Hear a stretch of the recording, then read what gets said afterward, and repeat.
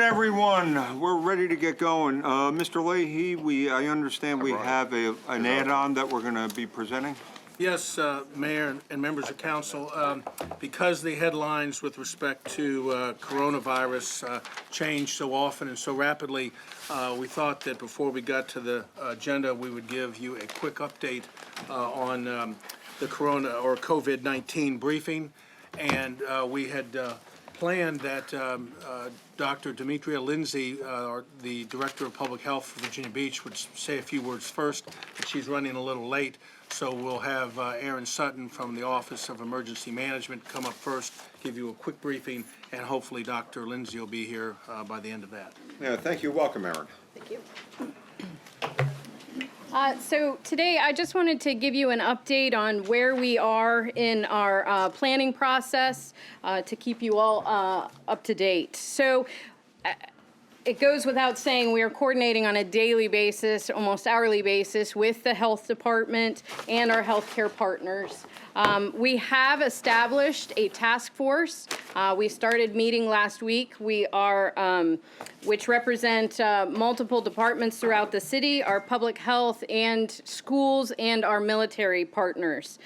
We are increasing that meeting to twice a week.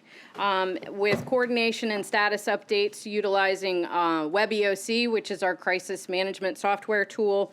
We're doing biweekly situational reports, and as you saw the one last week, we will continue to provide you all the executive brief with the up-to-date points. We have developed an incident action plan, and right now it's at a 2-week iteration, so we just published that today through the 23rd of March. And we are working through regional and state conference calls. I will tell you that in speaking with my colleagues here in Hampton Roads, this is what the battle rhythm that everybody is in right now.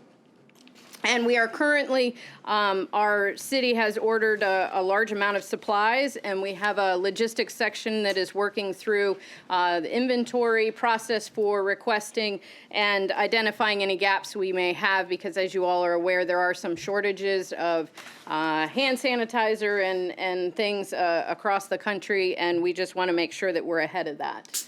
So things that we are doing, all departments are reviewing and updating their continuity of operations plans. Some of you are aware, maybe not all of you, I've been with the city for almost 16 years, and I started in public health 8 years. So we have been working on pandemic planning and continuity planning for quite some time. So we started continuity and pandemic planning back in 2006. 2009 for H1N1, 2016, 2017, 2018.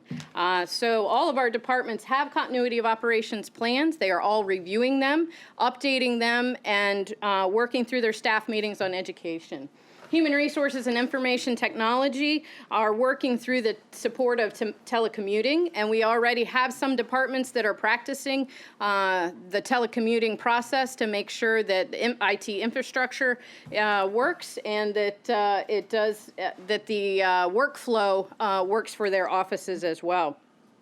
And as you're very well aware of, we're maintaining communications with the public regarding reported cases and appropriate mitigation actions. So we are consistently providing and re-pushing the Virginia Department of Health messaging throughout this process. I know one of the big things is discussion of special events in the city of Virginia Beach. We have a very large number of special events here throughout the year. And just to give you kind of a heads up of ones that we have a cheer and dance group in town. Multiple meetings at the convention center. We do have the Shamrock Marathon Sports Festival, Wrestling Championship, Cherry Blossom Festival, Something in the Water. Plus, we have multiple events, softball tournaments, soccer tournaments, lacrosse at the Princess Anne Athletic Complex, Hampton Roads Soccer Complex, and multiple things going on at the Virginia Beach Fieldhouse. Just to give you an idea of what we are looking at here. So these are the things that we are taking into account as we are speaking with all of our event organizers on a regular basis. What is the crowd density, nature of contact between the participants, indoors and outdoors, layout of the venue. whether the event is attended by registered or non-registered participants. And one of the key things here is in cancellation, whether those folks will still come to our area, even without the events here. Number of participants coming from countries or areas affected and within the 14 days prior to the event, the age of the participants, and number 7 is kind of the key bullet here. Right now, the Commonwealth of Virginia has declared a public health threat, not a public health emergency. So we are under a public health threat that allows them to do quite a few of the things that they're doing right now, the contact tracing, laboratory testing, and then also whether the region or the Commonwealth is under community transmission. To date, with the cases that we have, they are travel related. Community transmission is what they are experiencing in Washington and New York and California, where it is actually spreading throughout the community. So at this point, those are 2 benchmarks we are looking at as we monitor this event, this virus on a daily basis. So what are we doing? We are holding calls with them and assessing daily the best approach to events. We are giving them the same information that the Virginia Department of Health is issuing and the CDC to provide them information on it is an evolving process, really re-emphasizing all of the key issues, all of the key pieces of information of what we're seeing in Virginia, where their population is coming from. So we are talking on a regular basis. Multiple events are already talking about alterations and modifications. So if they can't do the whole event, what does a partial event look like? Or do we move an indoor to an outdoor? So all of these discussions are going on right now, to postponement, to also include cancellation. We are also coordinating with our regional and state partners who also are not canceling events at this point. The MEAC tournament kicked off today. Our friends up in Fairfax County, we spoke with them earlier today. They are utilizing the same benchmarks of community transmission and a public health emergency. So they have not canceled any events at this time either. With that, we keep reiterating, these are the 3 resources that we are utilizing and continue to push the information to the public and to the community. Right on time. And with that, I'm going to turn it over to Dr. Lindsay, and then if you have any questions after that. Welcome. Thank you for coming. Thank you, Mr. Mayor, City Council. I do have an update on our situation in Norfolk that I would like to read to you. We have, as of this morning, 2 cases that have tested presumptively positive for coronavirus in the city of Virginia Beach. These 2 patients are a male in his 60s and a female in her 50s, both who traveled on a Nile River cruise, which reported positive cases of COVID-19. They returned to the United States on March 5th, and on Sunday, March 8th, the patients were tested at a local Virginia Beach hospital. The positive test results returned today, and again are presumptively positive, pending confirmation by the Centers for Disease Control. We are aware that these 2 individuals' exposures are travel related. They are stable at this time. We have been in communications with the 2 individuals, and we're coordinating very closely with the local hospital as well as the 2 patients to ensure that they remain in isolation as they were up until this point, and that they have appropriate information and measures. We're very early in the course of investigations to ensure that any potential exposures are identified, but we feel that with the measures that they have taken, hopefully those risks will have been significantly reduced at this time. I would add that the measures that we've talked about before in terms of the level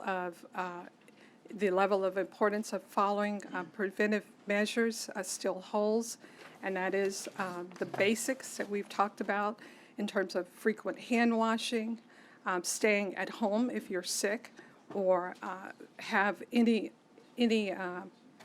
expectation that you may have been exposed to the virus.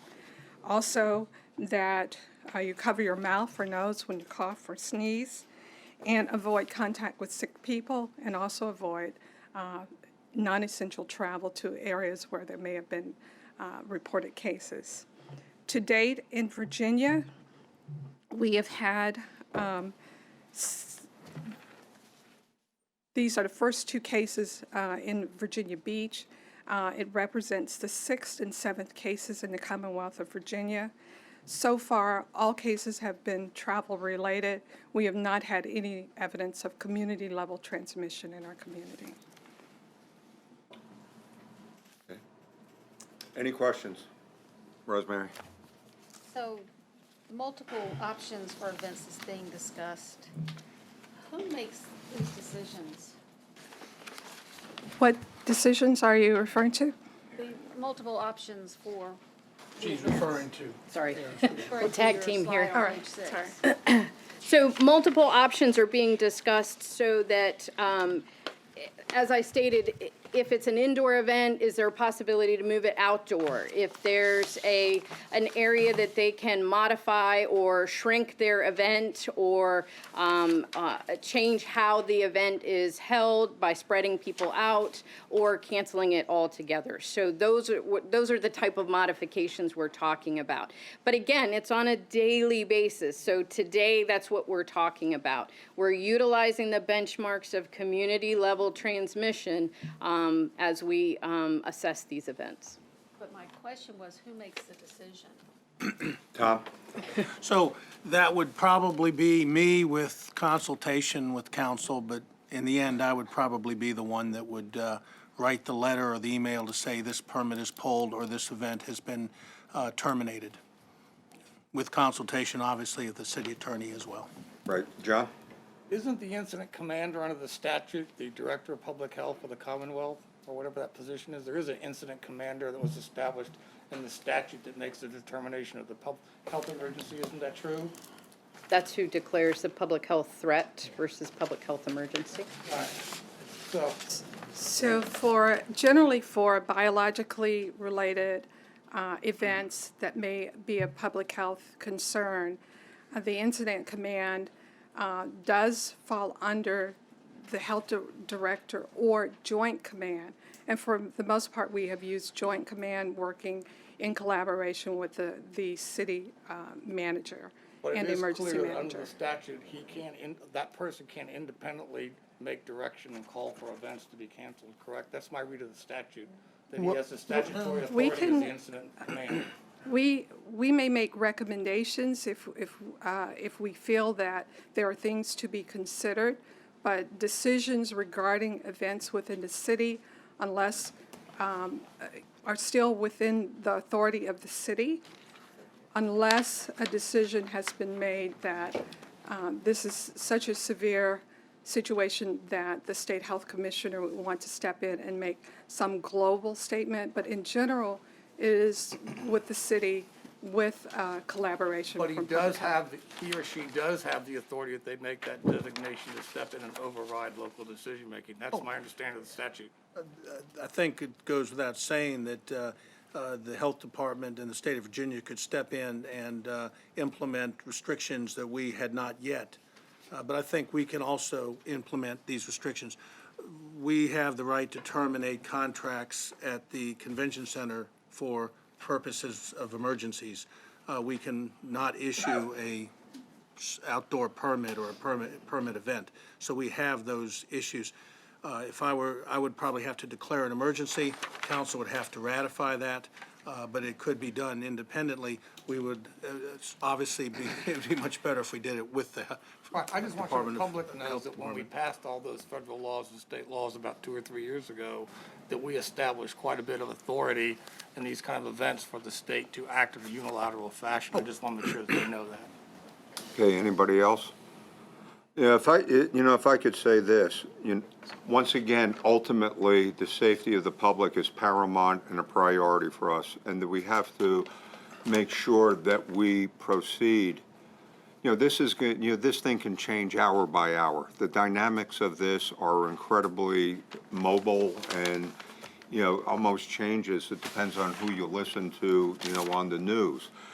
And I've been in the healthcare profession for 4.5 decades now. And over the years, we have confronted a number of situations that have come up. West Nile, swine flu, MARS, SARS, and things. And over time, we find out that the response and the mitigation of these diseases, it's been pretty effective in terms of being remedied. We're still early on with this situation, and there's a lot of information still out there. The dynamics are moving, but I think if we proceed incrementally and just to find out, what the best practices are.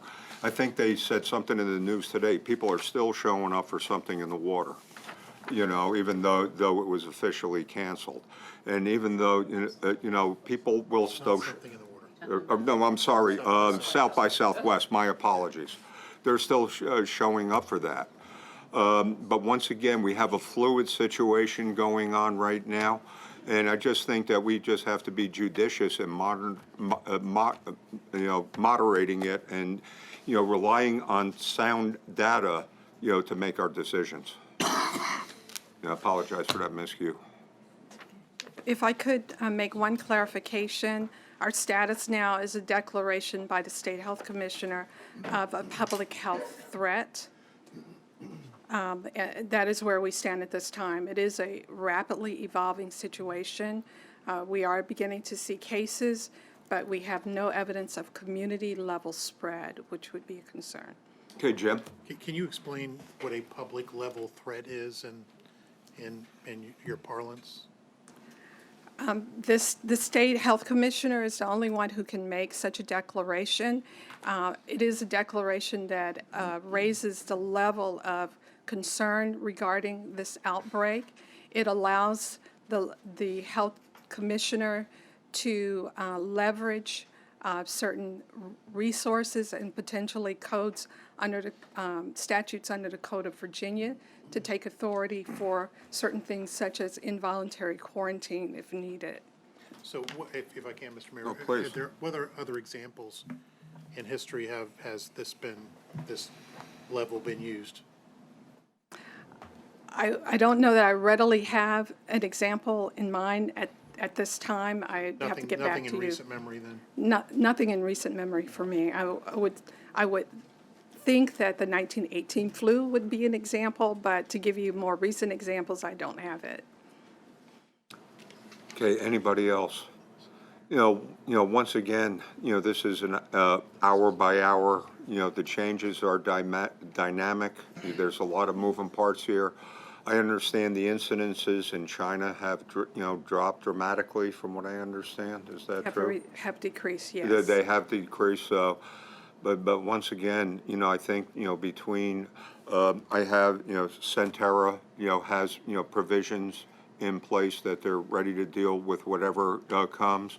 Our staff is engaged with all the necessary people that we need to get the information we need to make the right decisions going forward.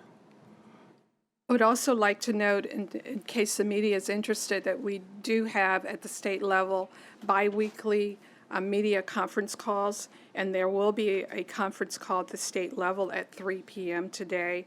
The call-in number for that is 888-889-1751, and I have the passcode that I can leave for media for that event if they're interested. We can follow up at a later time if there are other questions. Thank you, Michael. Thank you, Mr. Mayor. I wonder, because I was just reading this update from Centera, but I think since the public, members of the public are watching this update and will be covered in the media, I wonder if you would mind sharing what the best steps of a person who thinks they may have been in contact with the person who is positive or exposed to COVID-19, what are the best steps for them to do? We have a hotline at the state level and also at the health department. If you give me a minute, let's see if I can pull that number up for you.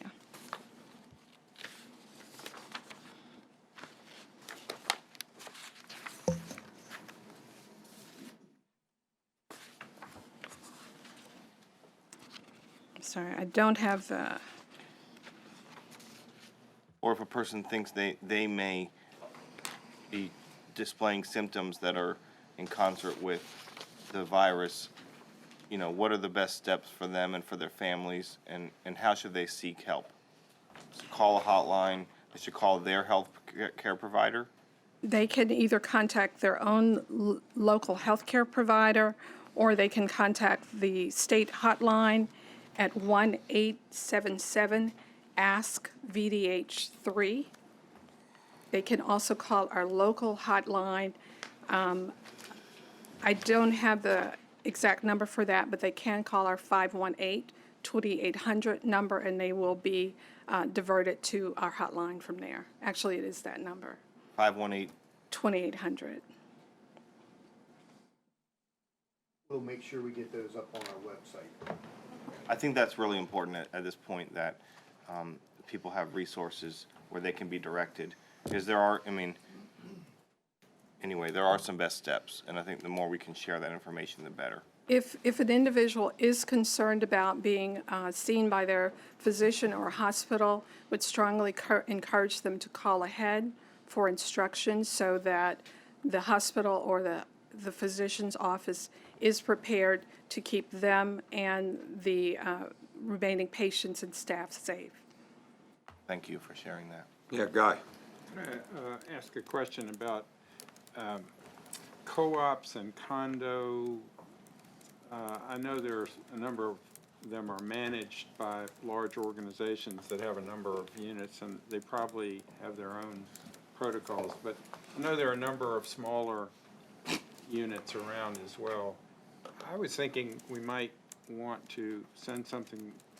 Are we able to identify those multi-family units that are not managed by large organizations?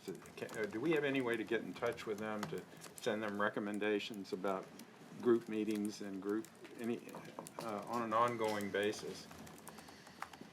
We can send communications broadly. I would have to defer to the city in terms of identification of specific types of buildings within the city. I was just wondering, whatever we do in a public building in terms of posting notices for employees, on bathroom doors about washing hands, whatever we are doing are probably good things for them to do. And maybe we need some special messaging for multifamily units We can continue to, smaller managers or self-managers, even the boards. I'm thinking of the place I used to live is run by a board of amateurs, you know.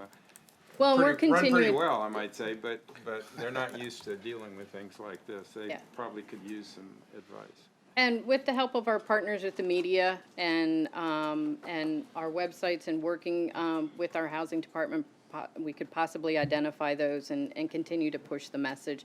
For us right now, it's really just a constant pushing of the message and making sure that between our media partners and between the information that's on the VDH website, the CDC website, our website, what our folks are putting in the print media as well, trying to get as much push as we can. So. Well, yeah, and I'm sure the protocols have been well developed. I know we've been working on them a long time. My just thought is there might be some special messaging for people who are in charge of running buildings that have a number of people living together. We just have to identify, I don't have a list, No, so and we I'm just not have to saying- and I'm figure out saying how to.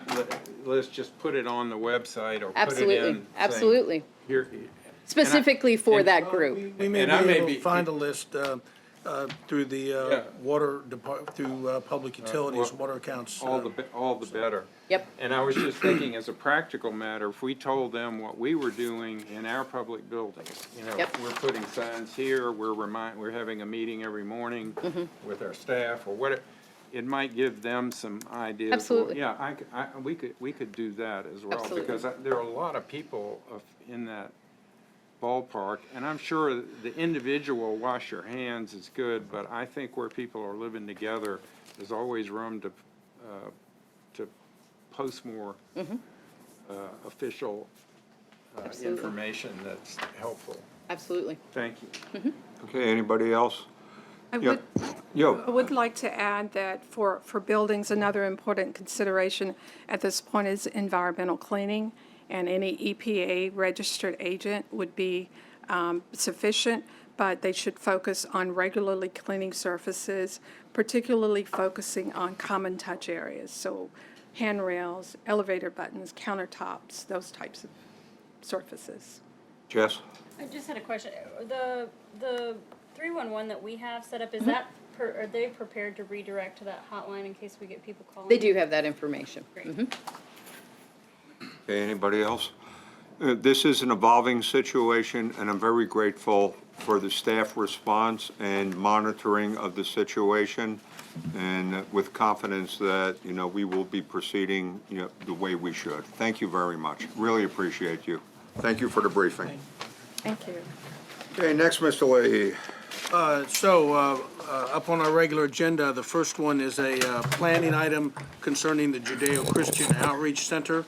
And we have a number of presenters. We'll start with Bobby Tahan from Planning and Community Development.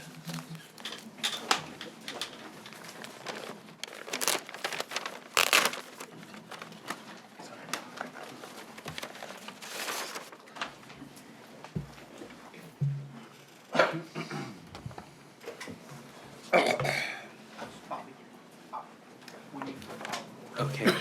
Welcome, Bobby. Thank you, Mr. Mayor, Vice Mayor, City Manager, and members of City Council. As Mr. Leahy noted, I'll be providing a planning application summary for the Judeo-Christian Outreach Center, which is a planning item which you'll be hearing in the upcoming future. Just a quick summary of the proposal. It's a conditional use permit for a single-room occupancy facility, a modification of conditions to an existing conditional use permit for a group home, and with those conditional use permits, staff did recommend approval. Planning Commission recommended 9-0 to recommend approval with a modification to some of the conditions. And you were scheduled to hear this item on March 17th, but due to some posting concerns and issues with the signage on the property for the public hearing, the applicant is requesting a deferral of the application to the April 7th City Council hearing. Just to give you a quick location summary of the property, it is on Virginia Beach Boulevard near Bird Neck and near the Vibe District. The property is zoned A12. It's just a little over half an acre. In 1988, a conditional use permit was granted for a group home, and over the years there have been multiple conditional use permits that have been granted to the property dealing with the group home use, which also includes the ability to serve food to the public in their dining facility to those in need. Currently, the use operates with emergency housing in 3 of the 4 existing buildings. Actually, I believe it's 2 of the buildings, and we'll see that in a moment. Unfortunately, one of the buildings right now has been condemned by the Department of Housing and Neighborhood Preservation due to the conditions of the building, but they are still currently operating. And again, as I noted, the operation to serve meals to the public for those in need is expressly permitted in one of the conditional use permits that were previously granted since 1988. I believe it was the 92 version of the conditional use permit that granted that, and also offering providing food in a food pantry version. That is why they are requesting a modification to that existing conditional use permit in order to continue that operation. Here's a site plan of the existing property. As you can note with the existing site conditions, there is limited parking up at the front. They are 4 separate buildings. They do provide emergency housing, which are those that are currently in homelessness, and providing them a shelter. They do offer a food pantry and a dining facility for those that are in need. So the proposal of the applicant is twofold, as I noted previously. One is to change the emergency housing, remove all the structures on the site, and substitute the emergency housing with single-room occupancy, with a single-room occupancy facility. They currently have 50 beds at this moment in their emergency housing. They're looking to reduce it to 38 single-room occupancy units.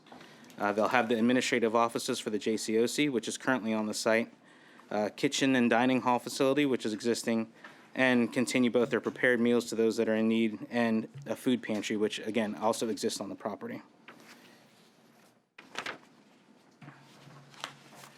This is the proposed site plan for the property, conceptual plan. They are planning to build in 2 phases so they can continue operations. The proposed building is 20,644 square feet and will be a 3-story building. They're proposing 24 parking spaces, which they've noted to be permeable pavers, and 10 bicycle parking spaces.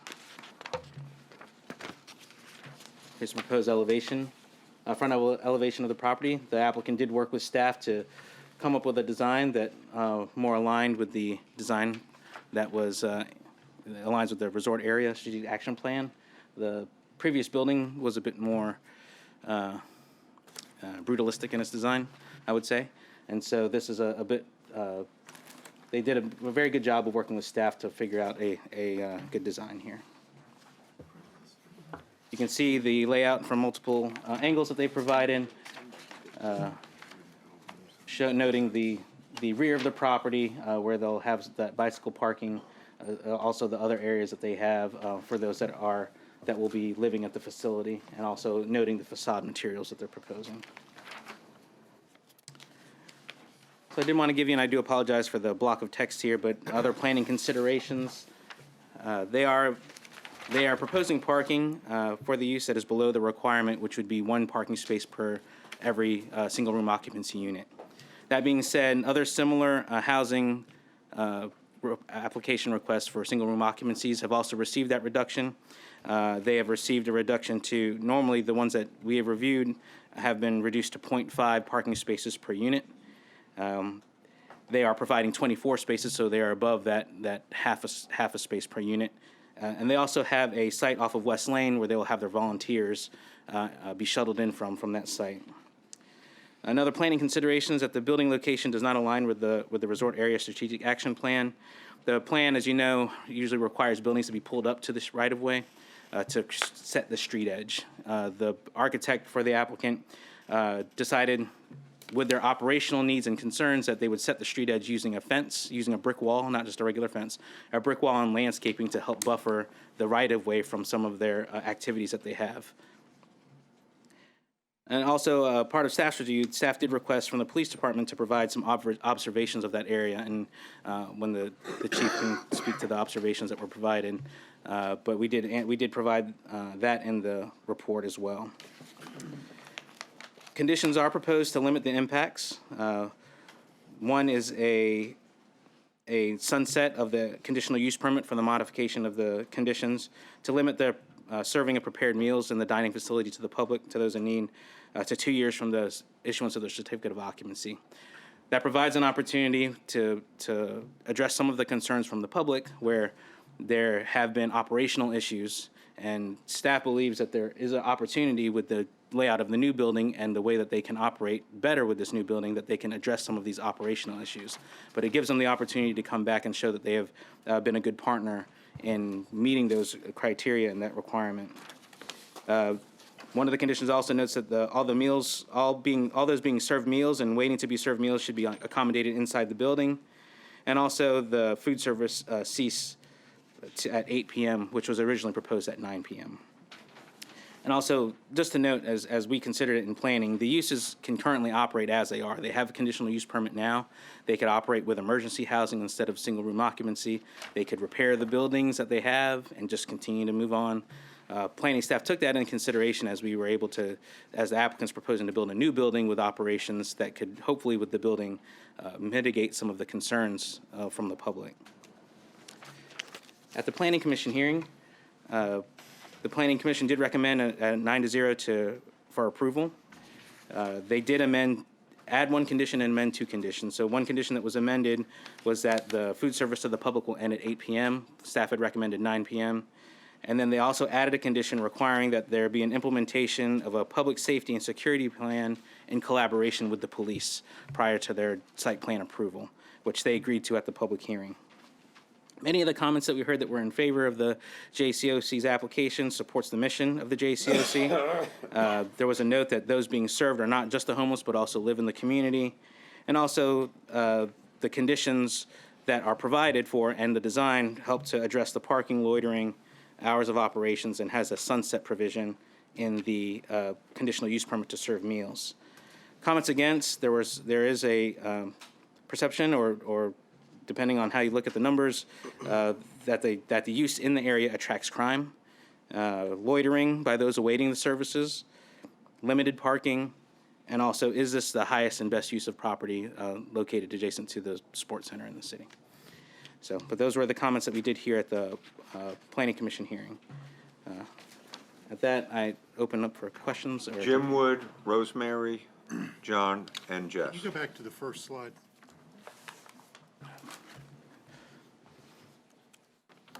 Go one more.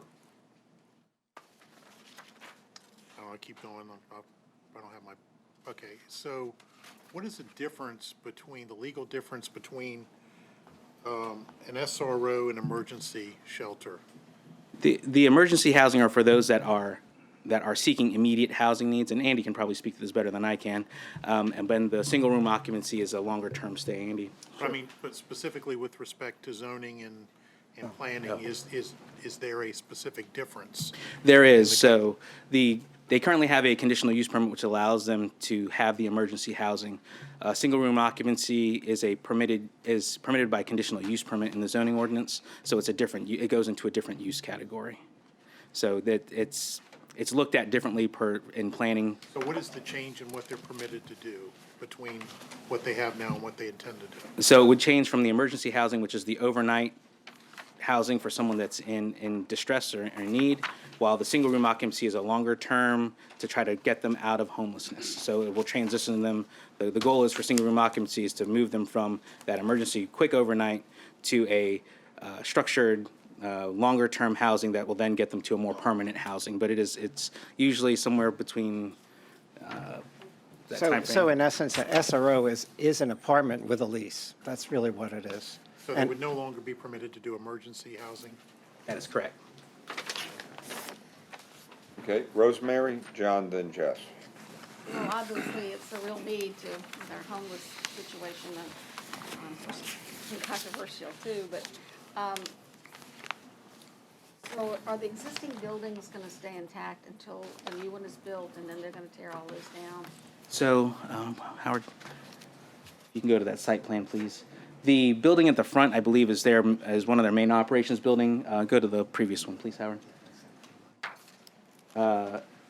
Which I believe is, actually, they plan on maintaining these two buildings here, if I'm correct, while they remove these and build the building in the back. That's where their two phases are. It says, seeking to remove all existing structures. Correct. So after what that means is that after they build this building, they will demolish and remove the other structures, kind of a lights off, lights on kind of situation. Are they demolishing all the structures, or are they leaving up to?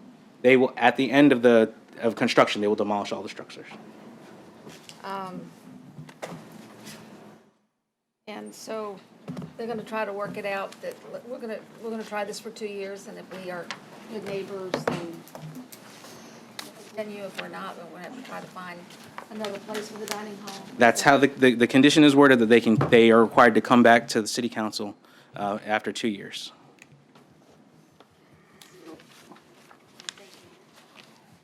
Oh, wait, one more question. Oh, sure. And I heard some comments about parking, that they couldn't accommodate all the parking on site. So, Howard, can you go to the next slide, please? Oh, I'm sorry, the site plan, the proposed site plan, sorry. Sorry, I do not have the control. So, they are proposing to have 24 parking spaces here. The current requirement in the zoning ordinance is that they're required to have one space per single room occupancy unit. that is permitted to be. Short. I'm sorry, yes, ma'am. So they're permitted to request a reduction in that parking through that process, through the conditional use permit process. It's explicitly in the ordinance. That being said, similar uses, single room occupancy uses have requested a reduction in their parking, and they have received 1/2 a space per unit, which exceeds that requirement. And is enough for the staff and visitors? Yes, the applicant is stating that this will accommodate their staff. The visitor portion for their volunteers, that's one that there is concern because there is volunteer overflow on other properties. They have committed to say that at their West Lane property, which is another property they have, they'll direct their volunteers to park there and shuttle them to the site. Okay, John? In terms of the slide, we did the summary of the comments against and the planning commission imposed additional conditions. Can you go to that slide? I don't remember the slide number. 11. Thank you. You know, it's interesting that we do short-term rentals on 5 years, and we have great concern about that and our ability to enforce it, but yet on a group that's had an established practice, we're saying 2 years. I have trouble with holding them to a more stricter standard than we apply to short-term rentals.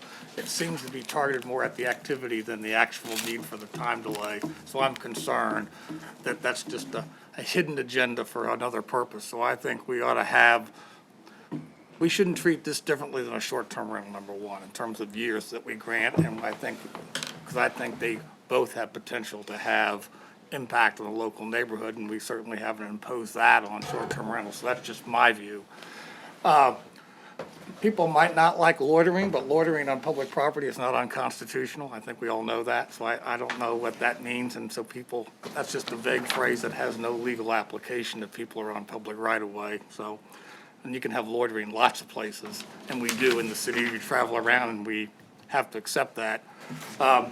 But highest and best use, we knew what was there when we decided to put the sports center there. This is like, you know, hey, they're here operating, and now that we're here, we want you to be gone.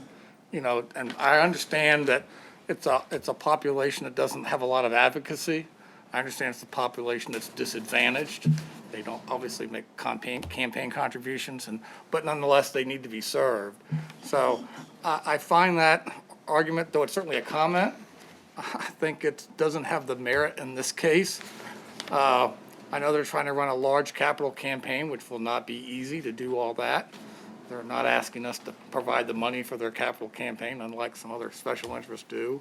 So they're self-financing their situation. They're trying to operate where the need is. And to my colleagues here, when this does come up, I'm certainly going to be pushing that the time that they allow to be operated be no less than what we do for short-term rentals, and ought to be continued on the same basis as we do short-term rentals. I don't see, to do otherwise looks like we're targeting the activity rather than the real public service, the public interest. And I'm just concerned about the double standard that we're applying to this application. And I don't know what my peers feel about that, but that is a position I'll be talking about on the 17th. Okay, That's Jess? all, Mr. Mayor. Thank you. Thanks, John. I had a similar train of thought with the kind of going on regard to the highest and best use opinion. Do we have a estimate on what their services would cost if we had to take over what they're doing? What are we getting in community good in a dollar amount? Do we have that information? I do not have that information, no, Andy. An estimate of what I don't. the value, I know that they're here. I would be interested in knowing, I think when we talk about highest and best use, they're providing the city a service that we are not having to provide for. And it's an incredible benefit to us. And I would be interested in assigning it a dollar amount, because I think it's important that from where we sit, we have that information. What is the thought process for 8 p.m. versus 9 p.m. and what time do they serve their meals up to it today? At the planning commission hearing, the applicant agreed to the 8 p.m. because they typically will stop and move to their next helping that they offer to people at the location. So there wasn't any question from the applicant saying that they are okay with moving it to 8 p.m. The 9 p.m. I believe aligned with what was previously approved. So Is that's their food service ending is not gonna prohibit like volunteers cleaning up or having to leave or anything. It's just they can't serve another meal after 8 p.m. Yes, ma'am. And I want to offer a clarifying statement. The use that is required to come back at whatever the sunset provision would be at the will of council is the modification to the group home, which is the dining facility that's open to the public, not the single room occupancy. That would be a standalone from that. Are we gonna receive another, is there gonna be another presentation about the other location? Okay, all right, we'll jump the gun on that. Thank you. Barbara?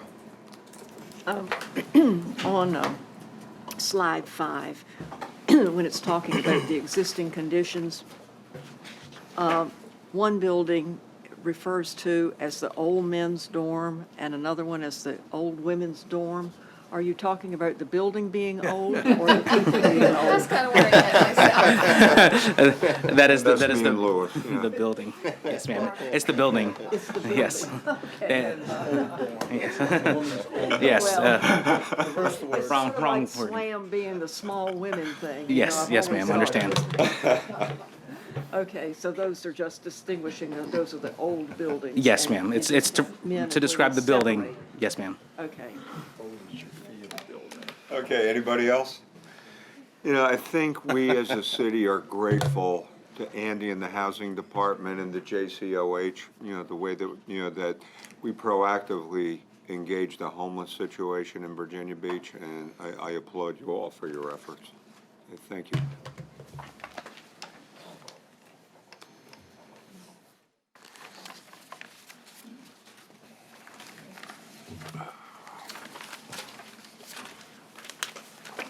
Welcome, Andy.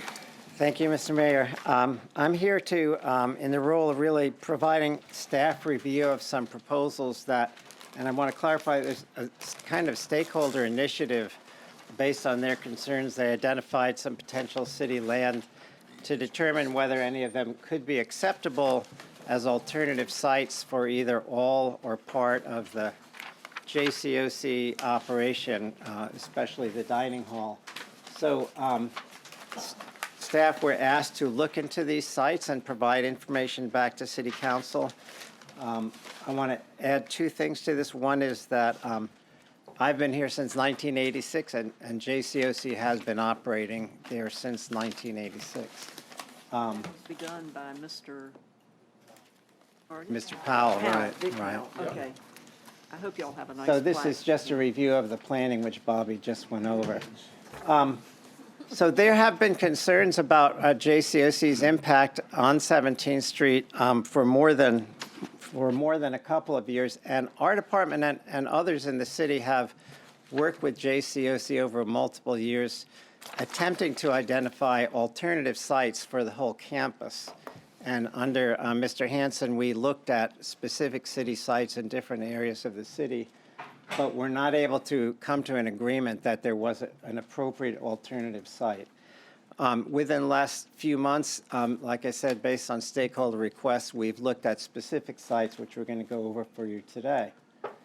And JCOC was part of the discussion, and they said there are certain, things that we would agree to. We consider alternatives, and but they wanted to make sure that it would work for them and help them continue to be part of the city's homelessness reduction efforts.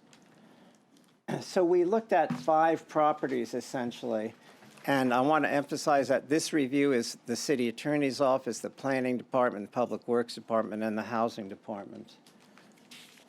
These 4 plus the Lita property at Integrity Way.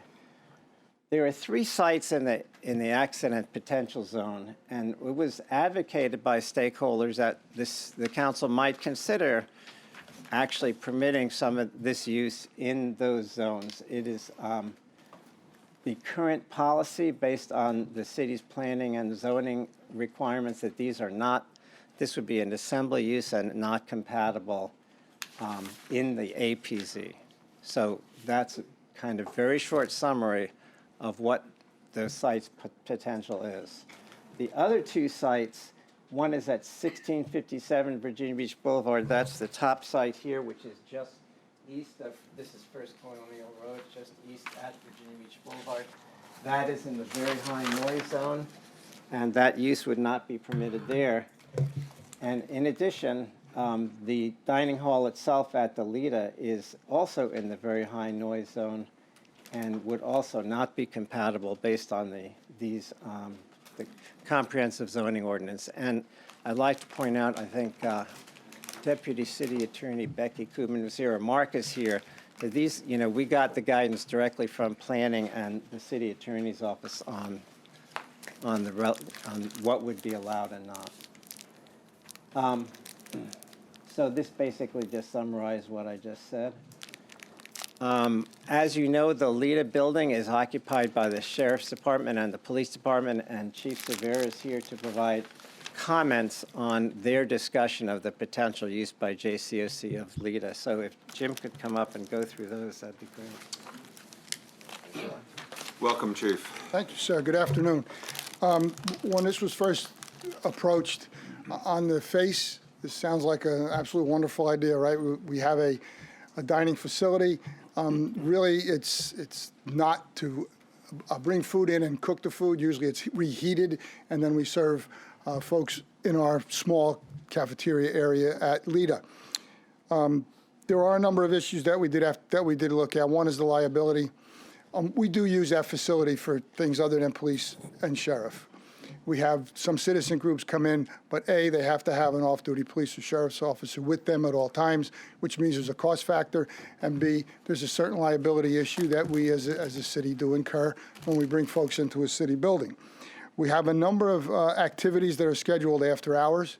I can go through the litany of those, but just understand there's a number of activities which would then have to be done coinciding with a dining hall facility for folks that are homeless, residentially challenged, whatever term that we wish to use. And the third thing is, because of this, we're going to have some operational cost increases. We will have to have folks there for safety and security. You're going to have to do some hardening of the building, as well as have staff on site while this is occurring. And then the other issue is twofold. One, when we shut down the dining facility, it's a public area. What if our folks don't want to leave? Do we have the authority to make them leave a public domain? We did go through a great conversation about sleeping on a beach, homeless on a beach, and so on and so forth. Do we then allow this to occur at a training facility? And then the final piece to this is one of the areas that Andy brought up that we talk about is the surrounding area to the JCOC. I've received a lot of letters from the Civic League of the Seabridge condos, I believe that's the proper term, as well as letters from the shopping center owner about some of the issues that they've incurred. You have to remember is right next to Lita, there's a residential neighborhood. So are we just taking a congregation of individuals and moving them from one corner basically to another corner? So we would have to ensure that we have safety and security not only for our building, but also for that surrounding neighborhood. So any questions about the use of Law Enforcement Training Academy? What's the expiration date of our current lease with the school board? My understanding is they're looking at wanting to sell this property. Very soon. I believe it expires in May, and it's already, a renewal is already in the works. And there are discussions about putting it up for sale, but it has not moved past that point yet. Well, I would just hope that there would be opportunity to allow our CIP to adjust for their sale date, and I'm sure that we get that cooperation. But I appreciate, we're telling them to sell property, maybe they're gonna end up selling it to us. That might be an option. I see you smiling, that might be the case, but nonetheless, I just knew that, I don't know if all council members knew that there was a lease and it was about to expire.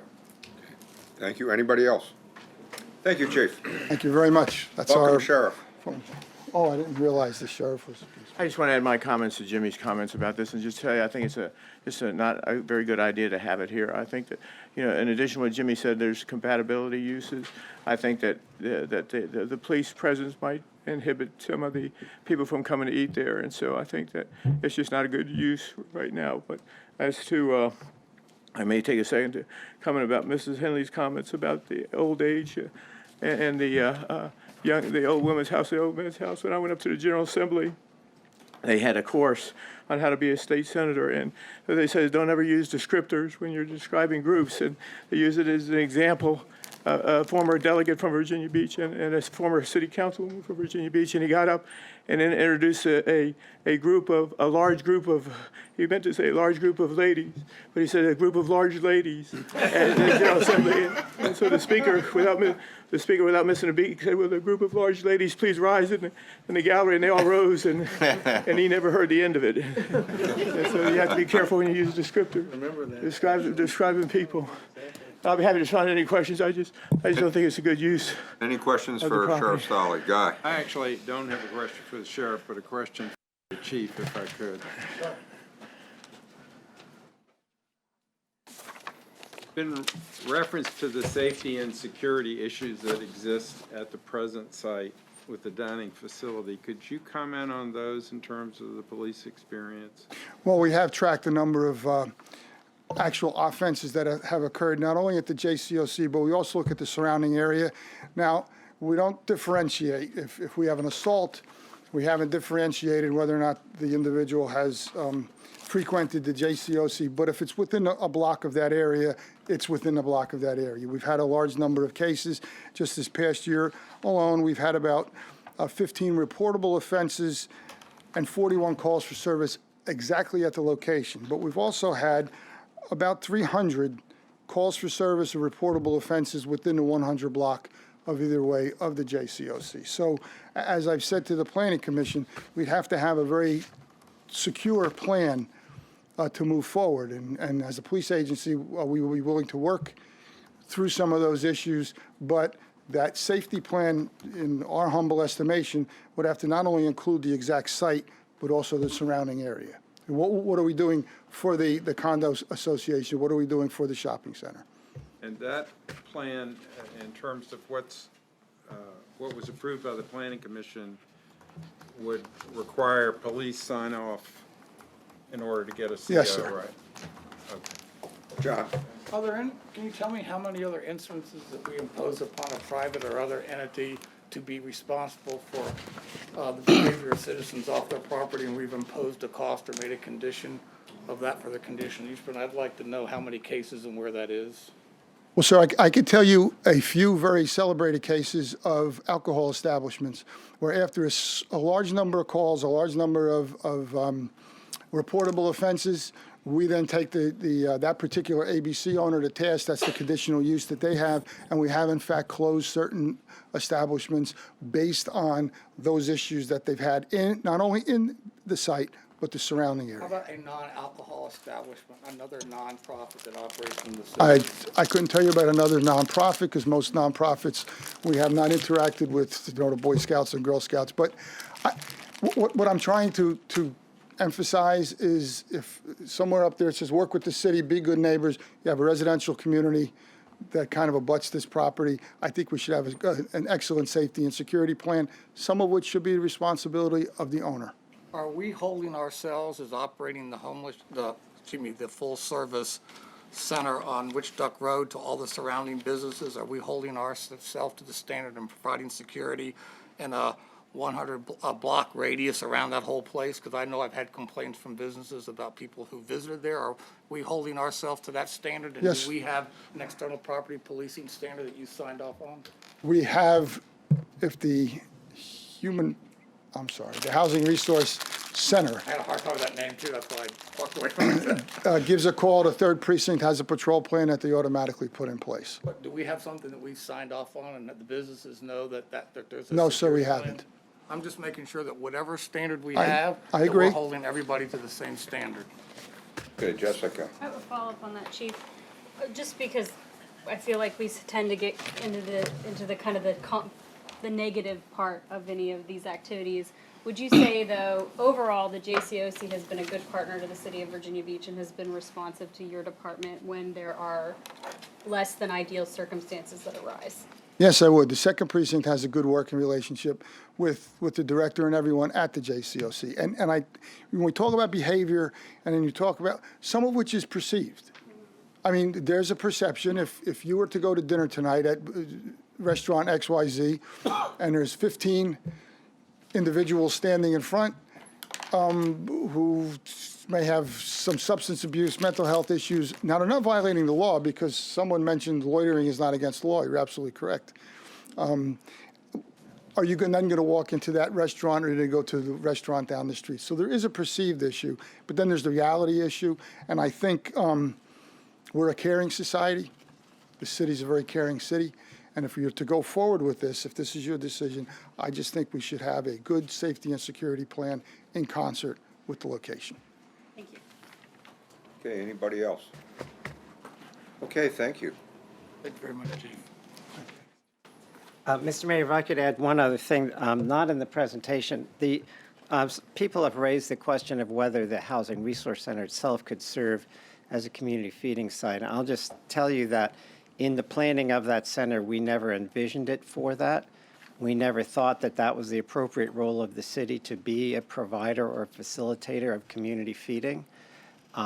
We do have a commercial kitchen that serves people who are engaged in services in the building, but it is not, and is really not a core service that would be involved in our community effort to end homelessness. So I just wanted to mention that because it has been raised as another possibility. Okay, thank you. Barbara? Just something that just came into mind when you were talking. When you do the point of Point in time count? point of time tell on people who are homeless, what about, I mean, is there another category of people who are identified as people who need food?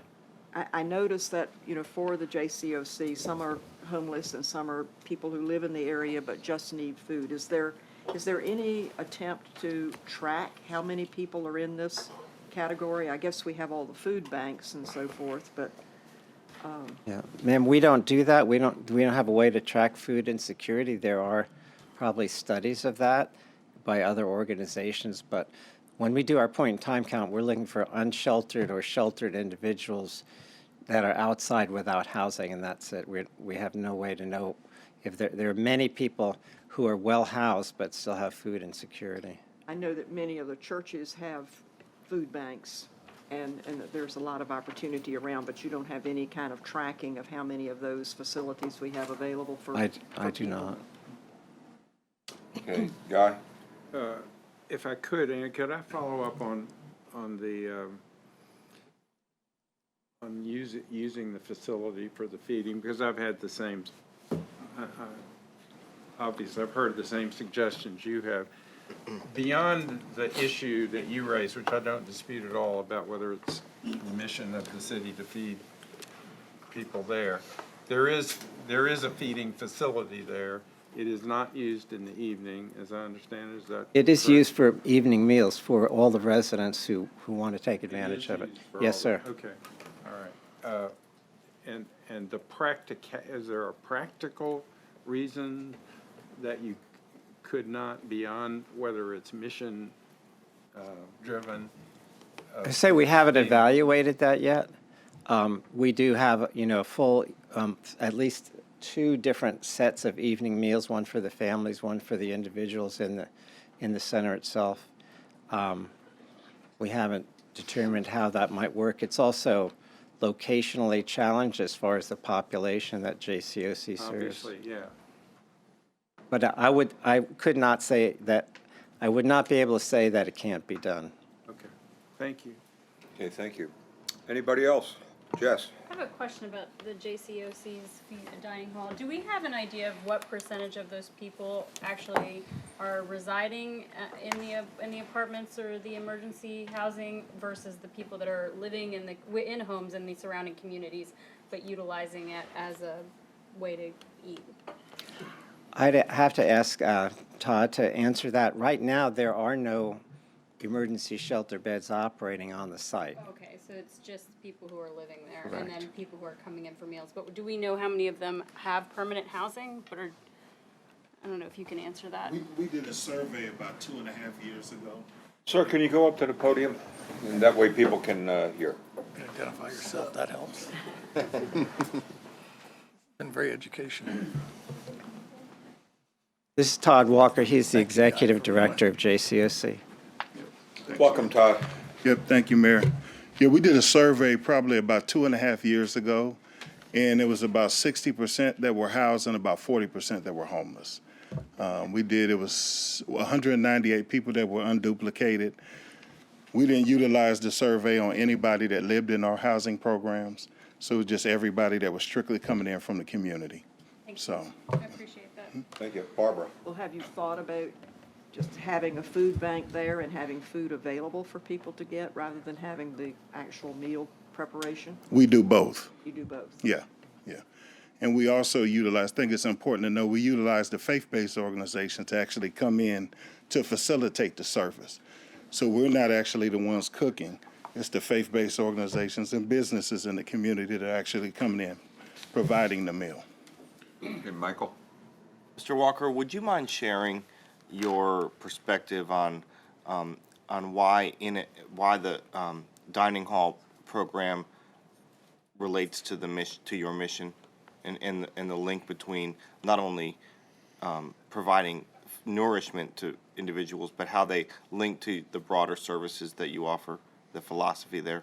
Yeah, well, first, for somebody that's coming in that's homeless, we're always going to engage them. We consider ourselves to be a link to the Housing Resource Center. So if you have individuals who are coming in who are homeless and have not made the decision to seek services, it gives us an opportunity to continuously engage those individuals. So when they are ready to accept the services, we can help facilitate that and get them to the Resource Center to get the services that they need. As far as people that live in the community, it's just, we don't want them to have to make a decision between paying rent and buying groceries. So those individuals who are living in the community will provide that food to address that food insecurity so they can remain housed and don't become homeless. So. Sabrina? Maybe I'm just trying to, and I've been listening, I'm just trying to understand, is it the fact that, I guess it's the issue of feeding people? Is it an issue with, where it's located and it needs to be changed because people are not happy with the loitering and so often that's happening? Is that the issue? Why are we looking for another location when for many years you've been doing what you've been doing here in that area for years, and it's... I think it goes back to what Chief said about the perception.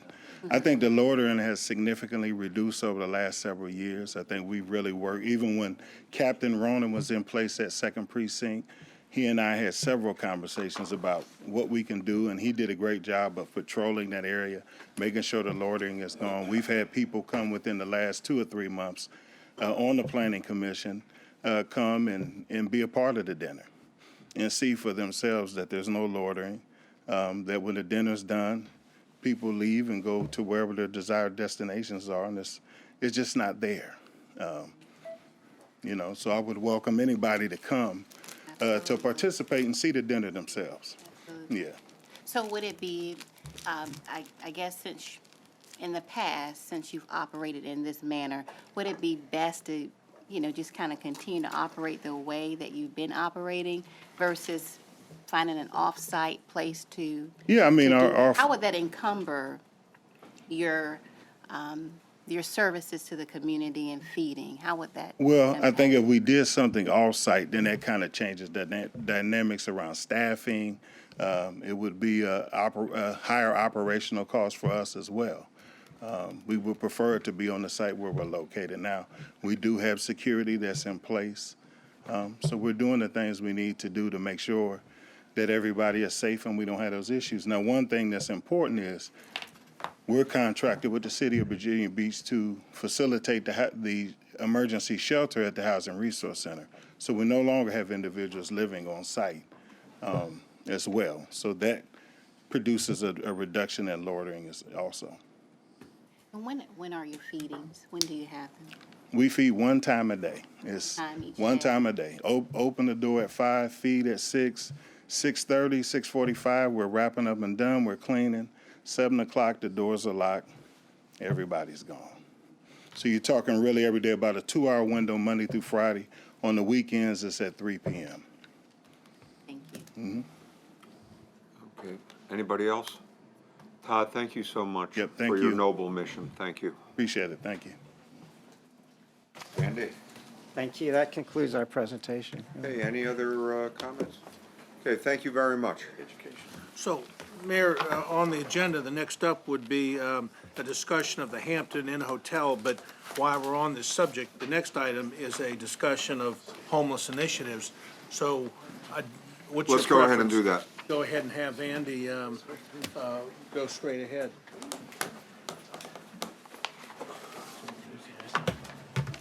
We've got two now.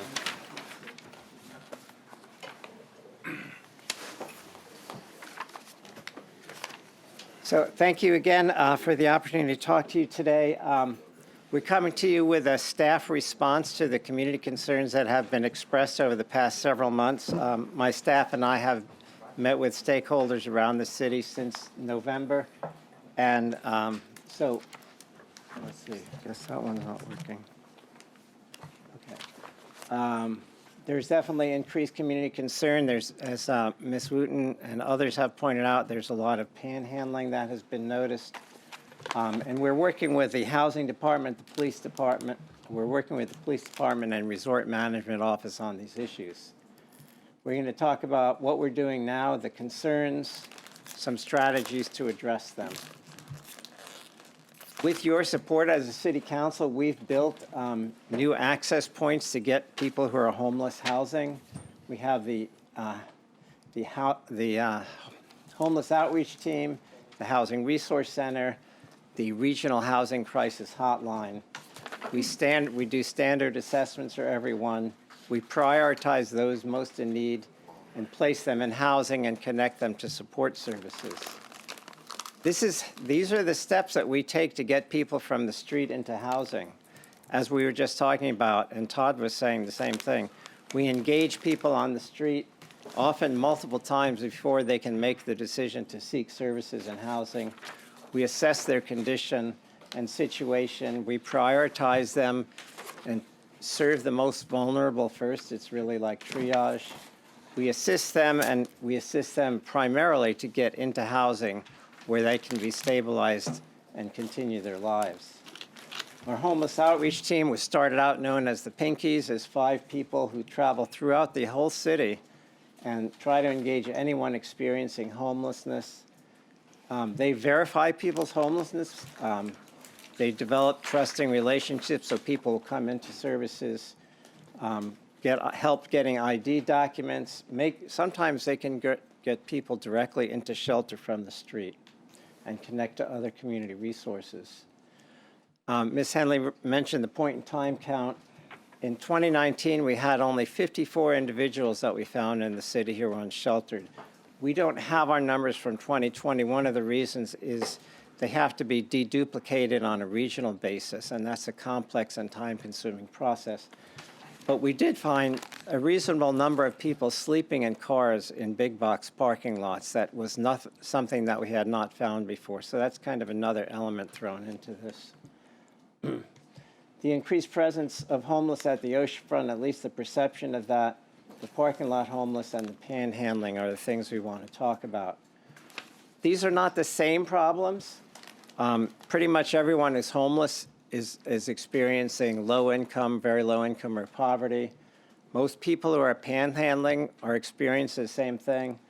But everyone who's panhandling is not homeless. We have surveys from both the police department and our department to show that at least 30 to 40% of panhandlers, or probably 30 to 40%, are not homeless, but they are housed, and this panhandling is the way they develop income to support themselves.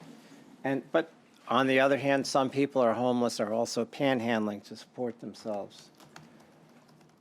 So we were directed to develop some response to this situation, and these are what we want to achieve. Our response includes making sure we engage with 100% of the people on the street so that we can understand what's out there, who's out there, and assess their situations. We'd like to have a 50% reduction in unsheltered homeless people on the street by about a year from now. We think we can achieve that. We'd like to address the parking lot homeless population and see if we can help those people get into housing. And as we've been talking about previously, we want to continue to work on reducing panhandling. However, even if we reduce the number of people on the street, as you know, we don't control their location or their activities. Even if we do achieve our goal of 50% reduction in street homelessness, people can be wherever they want to in the United States. And so it may not be an apparent reduction if people are still in the same places they were before. We still will have housed, getting people housed is a great achievement, but we don't want to pretend that we can control the location or activity of people who are still on the street.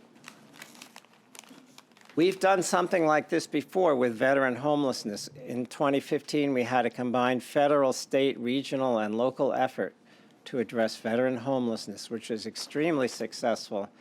And we got to the point and have stayed at the point where any veteran who engages with our system can be housed within 90 days or less from the point of engagement.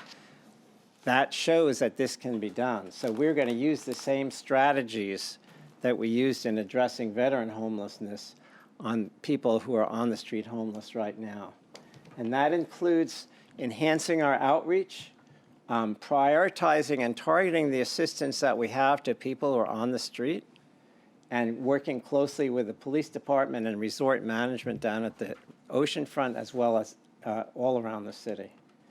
We'll also, so in order to do this, we plan to add contractual staffing, 3 total staff that we can currently absorb into our budget for the rest of this fiscal year and then work on how to fund it for the next year. But they're not FTEs. They will be hired as temporary contractual staff to see how this program works. We'll also partner with the big box stores and do new outreach and engagement at those sites to see if we can help those people get housed. And then we want to talk about panhandling as well. As I said, approximately 30 to 40% of panhandlers are not homeless. They just basically need income. We want to do and we've talked a little bit about this when we talked about panhandling before.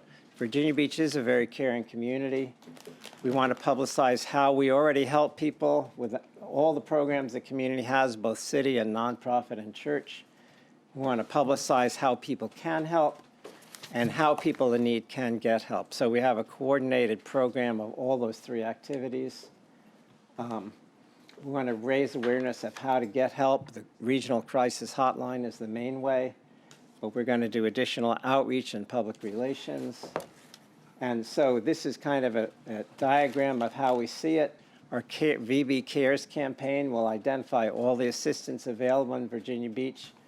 We'll address homelessness through our unsheltered reduction strategy with engagement assessment and addressing the parking lot homeless.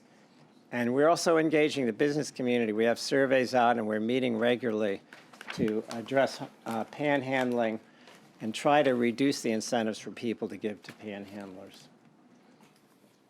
It's a coordinated effort with the police and resort management. We have a lot of meetings with all the key stakeholders starting a couple of weeks ago and heading into the last part of this month. And our timeline is, as far as campaign activity, should begin in April and staff should begin in May. We should begin to see results this summer on the combined activities. I'd be happy to answer your questions. Any questions for Andy? Jessica? I just have a question. We'll get a briefing when you've got your point in time numbers. Yes, ma'am. Okay. We'll plan on that. Thank you so much. Barbara? Well, it was just sort of a disappointment. We opened the Housing Resource Center and, it's so wonderful and has all of the services there at one place and just had such promise. And I think we felt confident that, boy, we had really solved this issue. But I think immediately the panhandling issue got to be a bigger issue. I don't know why it was so coincidental, but I just can't help but think as I pass somebody on the street that, they're just down the road from the Housing Resource Center and there's all that opportunity there to help them if they would only make that contact. And it just seems like maybe it's a bit frustrating that this is an issue that we just can't seem to address. I know we keep trying, and y'all are doing a great job, but did it really happen that the panhandling just got worse right about that time, or did anybody else think that, or do y'all have any numbers on what it was before and whether it's improved or? We don't have any numbers on what it was before. We don't actually have numbers on it. What it It is pops now. up day by day, as you know. But I just want to emphasize that some of the people who are panhandling don't need the help of the Housing Resource Center. They have a house that some of them drive to Norfolk to their house. Some of them are housed in Virginia Beach. So that activity, like I said, is partially related to people who are homeless, but there's a big chunk of it that is not related to that at all. But they could go to the Housing Resource Center and have help getting a job or doing these other things that you Yes, all offer they could do there. that, ma'am. So it's Yeah. making that known or Right, something. right, and this is that you part do of the have all campaign. things there. It's not just a place to stay, but it's also all of these other services that you have offered there. And you all have done such a great job. It's just kind of disappointing. Right, so there's two things about that. One is, you're exactly right, that we are doing much more than a place to stay, but we're helping people get housed in the community and get the things that will enable them to succeed. And so that is absolutely a thing. And our campaign is intended to help promote awareness of that among both the panhandlers and the people who give to them. The second thing is, we do have capacity. You know, we don't have unlimited capacity of shelter beds at the Resource Center. So not everyone who would like a bed for overnight shelter can get one every night. Every city has limits. We have the limits that we reach. And so with the wonderful new resource that we have, it may sometimes still not be able to meet everyone's needs at every time. But we do also still do the winter sheltering. Yes, program. ma'am. Yes. Hey, before I go to Rosemary, Andy, do I understand, I believe a couple people told me that some of the panhandlers are actually an organized industry, that they're, that they work in collaboration, almost as a loose corporation or something to that effect? I don't have any information on that, Mr. Mayor. Okay. Not a problem. Rosemary? Thanks, Andy. Could I get this electronically? Oh, absolutely. Yep. For doing that, and I guess people just, like I said, we have a very caring city, and they see someone standing there and homeless. Sometimes they'll say, "Can you give me work to do?" and they don't really want the work. But people also don't understand that it's not illegal for them to stand there. It's a free country, Right. and it bothers people to see them there, but there's not a whole lot that we can do about that. Isn't that correct? And so I think, we're really working at reducing the incentives to give to panhandlers, increasing the awareness of the help that is available for anyone who needs it. But we're not going to get to 100% on anything, and individuals show up on a daily basis. Okay, Jess? Oh, Guy had his hand up Guy, first. yeah, right ahead. After Guy. I was just going to say, Andy, you may have mentioned it and I missed it. I know we talked about it yesterday when you made your presentation to the Atlantic Avenue Association. A group of nonprofits has put out a little, very small, trifold handout, if you will, that has the groups that offer services, including the hours that they are open and which days they are open and the locations. And it's really very, very good. I think it's got a lot of useful information in a palm-size card, and I'm sure the groups that have put it out would make it larger, more of them available if they had more money to print more copies of it. If we wanted to have something to distribute to people, to be able to put in their car to give to people if they wanted to. I'm not sure how effective that is, but I wanted people to know it exists. We'll make sure to get that widely distributed. And if I may, Mr. Mayor, Sure. one more thing, responding to Ms. Henley's question. I think it is just coincidence in terms of the Housing Resource Center and the panhandling, because I know the problem has come in other cities in Virginia, which probably didn't open a Housing Resource Center at exactly the same time we did. I think it's a larger phenomenon than just what's happening here. Yeah, thank you, Guy. Jess? Has there, in your development of this campaign, I think it might have been Sabrina that made the recommendation a couple weeks back, but about having some kind of signage that maybe deterred people from giving out cash, but encouraged them to like text Right. X number to donate, or, I know that there's a lot of pressure, and as we've said many times, it's your right to stand on the corner and do what you wanna do. But I think I think it might be helpful for residents who maybe wanna be generous, but don't wanna feel the pressure, and they'd probably feel less pressure if there was a sign that said, hey, if you wanna donate, and here are the frequent places that we see the panhandling, primarily right off the interstate, major intersections. I'm just wondering if that's been something you guys have taken into consideration. Yes, ma'am, absolutely. It's going to be part of, putting up signs wherever we can legally do so. Right. That's appropriate, but also working with especially with the businesses. So there are places where we'd like to talk to the businesses about having both brochures and potentially signs, pedestrian-oriented signs, and if we can, we'll work on the median ones. Those are more difficult. So I'm sure they are. I'm not, certainly not asserting that it's an easy solution, but just curious if that was Yes. part of the plan. Thank you. John? I apologize for stepping up. I had just two questions. So many bills have been put to the General Assembly. I hope when it's all done and we all can take a look. It's hard to know what they've done, but if they've done anything in this area of homeless or grants or anything, I'm sure all the council would appreciate getting an update on that.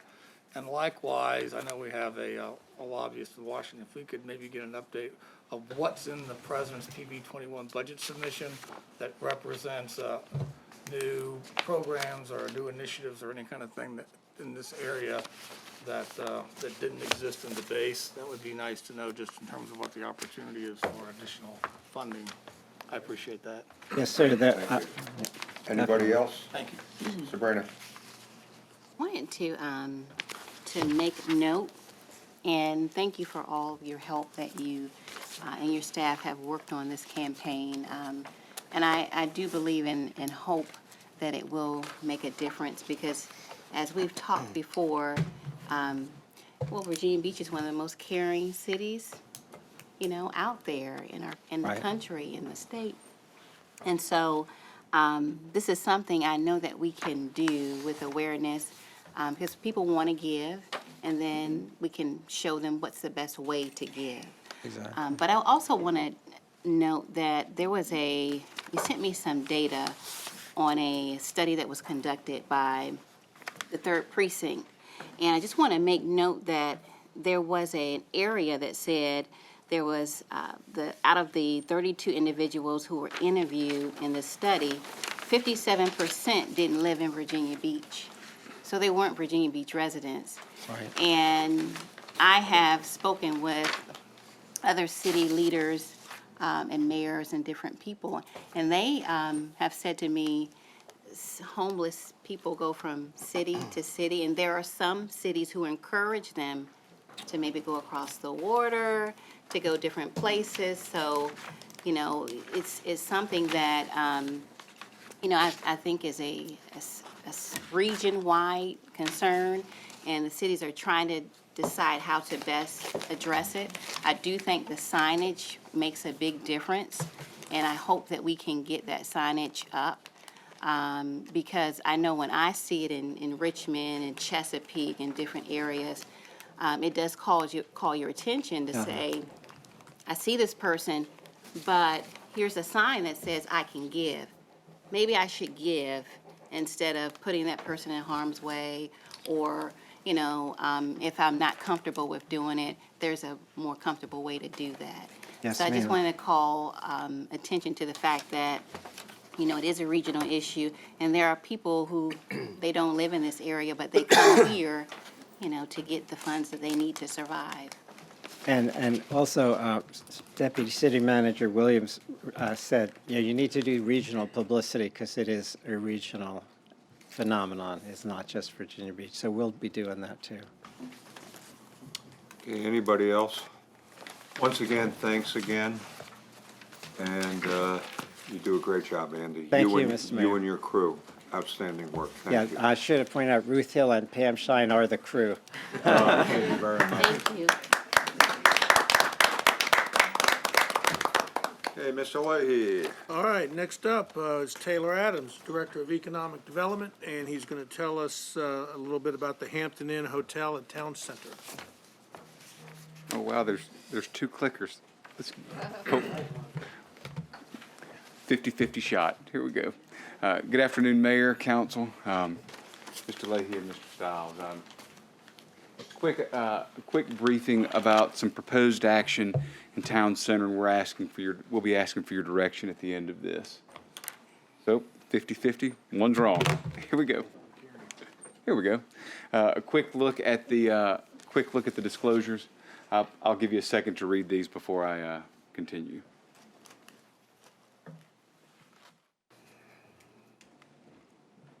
So here's what we have. The project description. We're talking about a hotel. It's construction of a 14-story, 120-room hotel on Columbus Street in Town Center.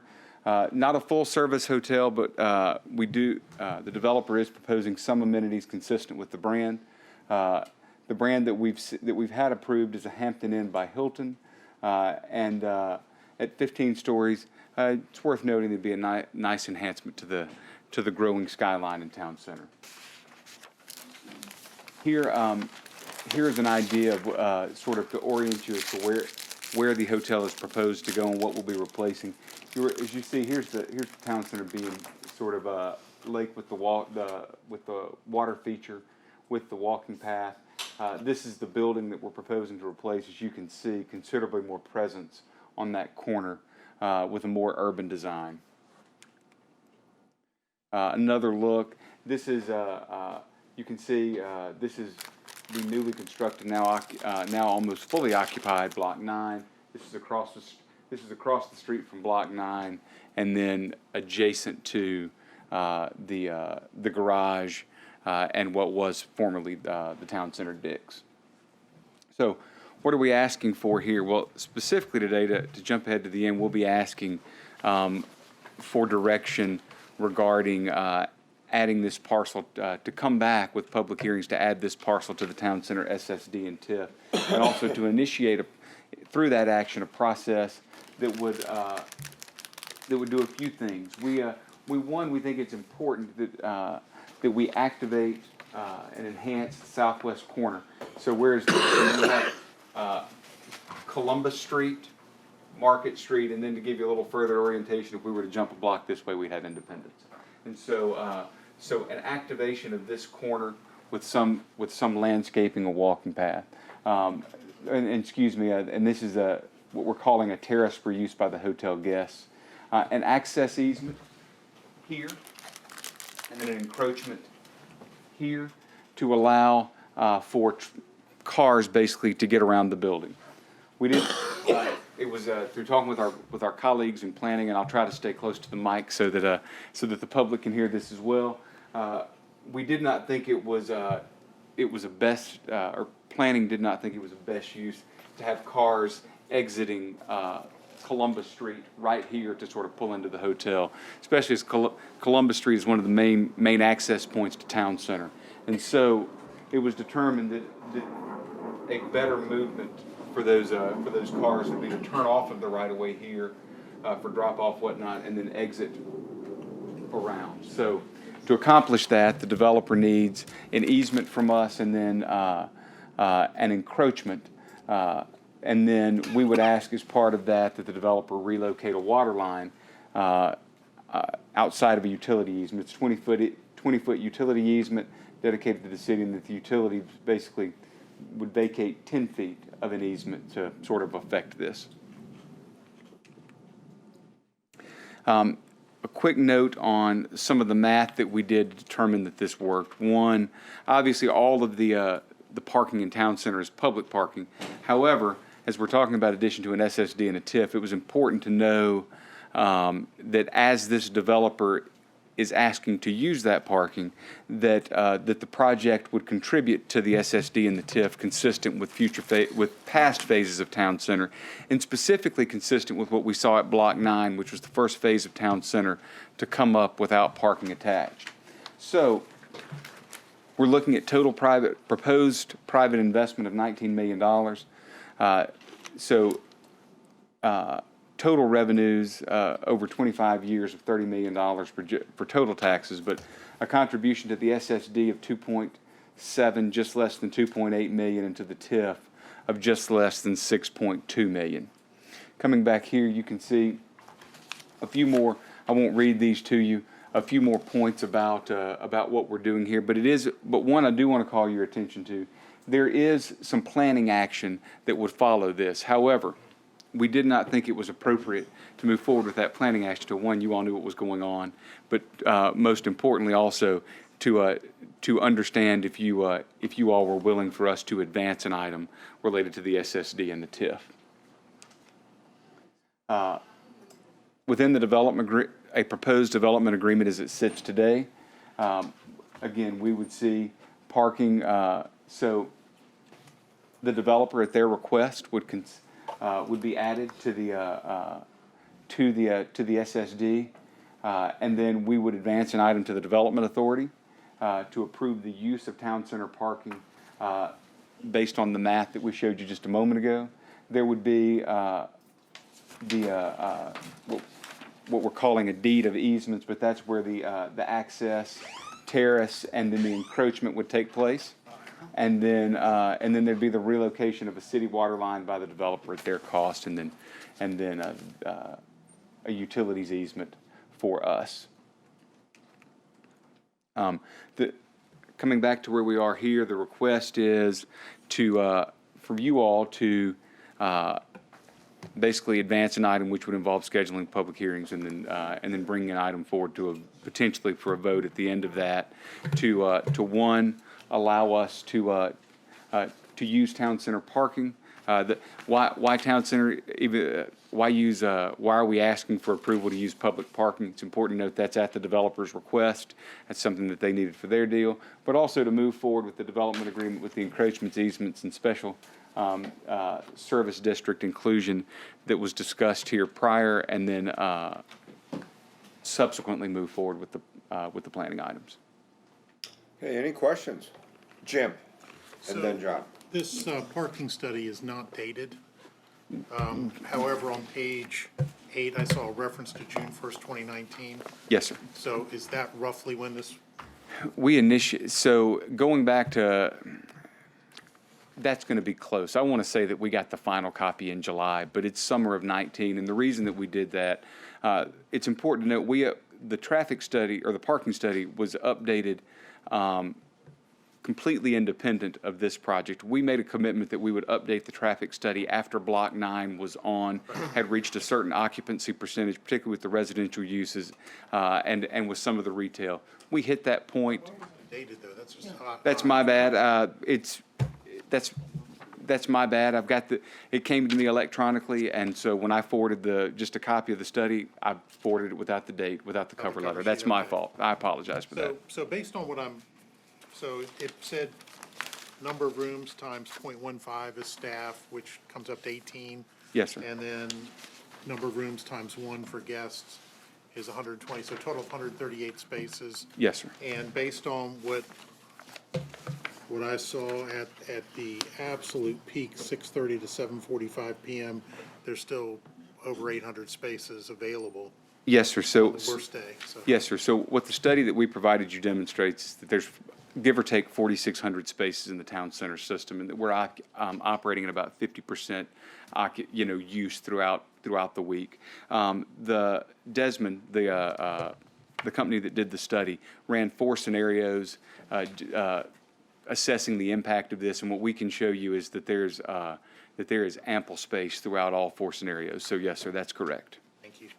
John. I want to say first, thank you for the parking study. And it probably would be good when you've done these for a project, just to include them in the stuff we get from the start, because it just Yes, sir. makes it a little easier on us.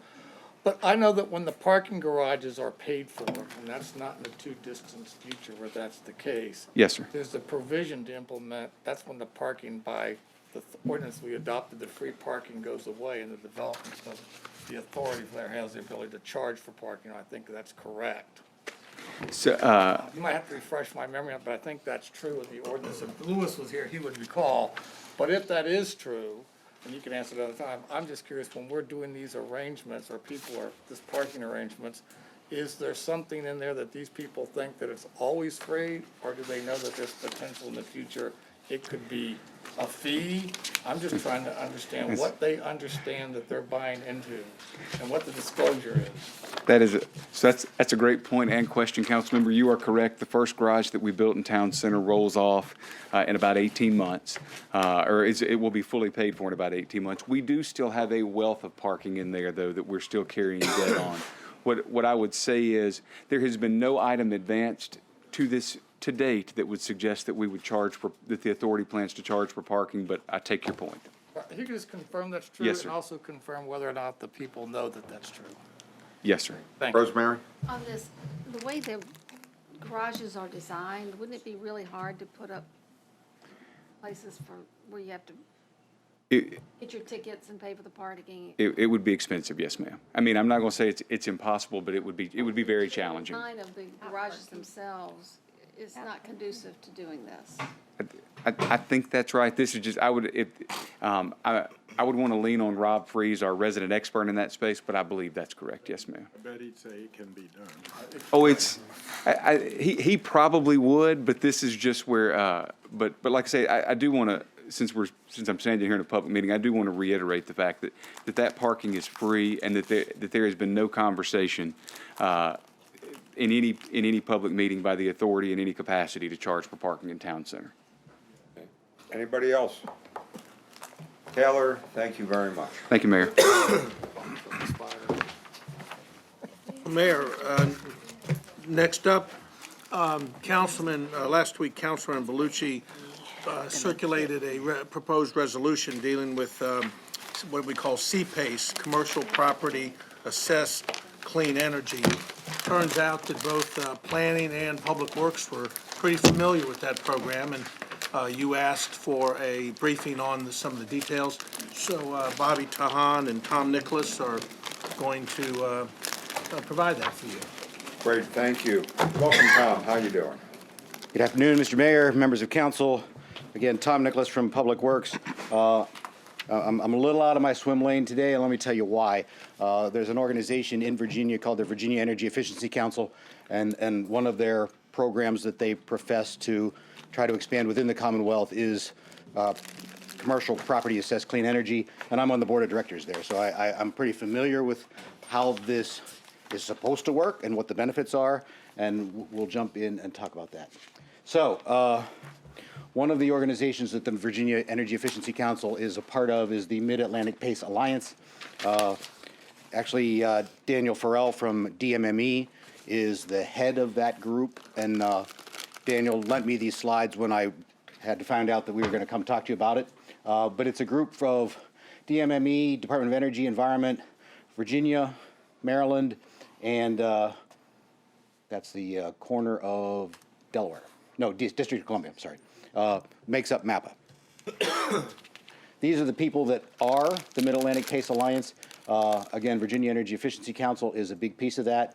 For those of you who don't know, Virginia Energy Efficiency Council is about 110 members from across the Commonwealth, some government, some university, some private sector, anybody that has an interest in energy within the Commonwealth and how to make it more efficient. And we're joined in this type of thing by a lot of other energy nonprofits.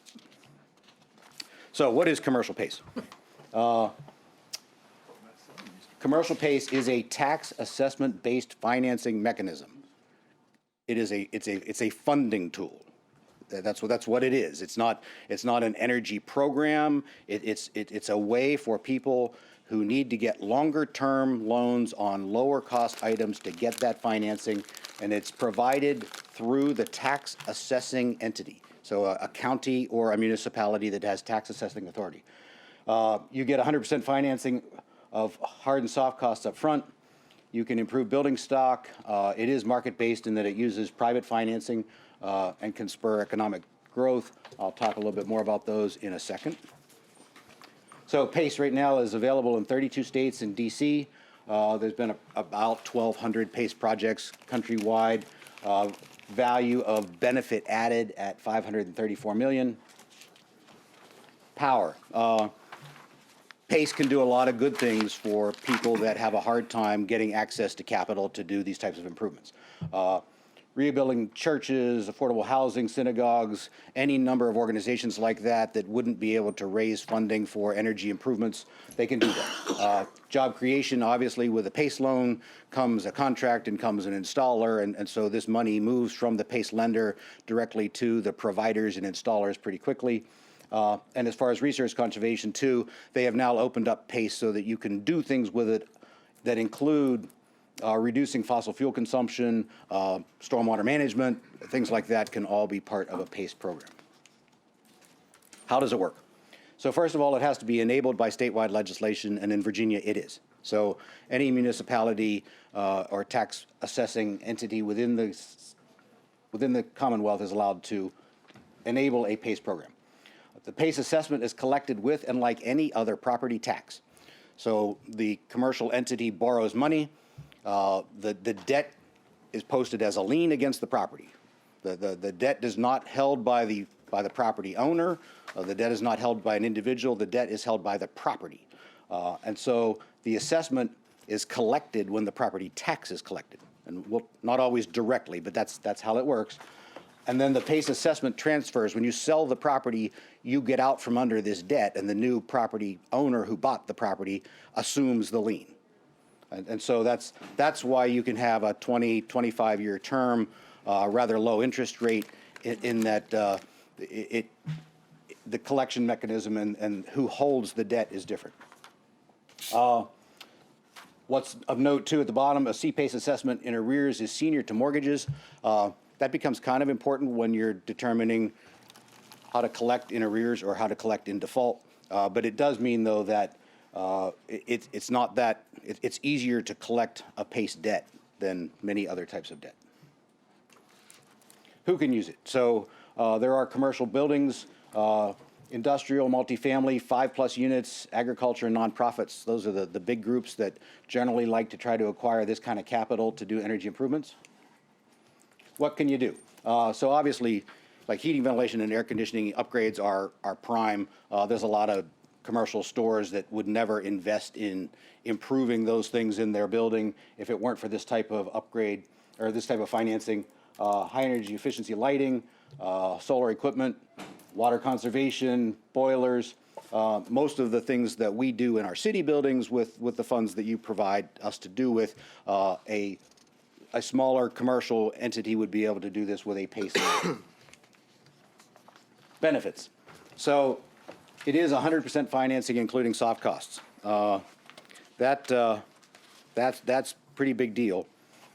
Immediate cash savings, you are cash positive, and I'll show you some examples in a minute. From the time you do this, you are making money. So the owner is spending nothing to get the money. They're getting the improvements without putting any money down. They're starting to save on their energy bills right away.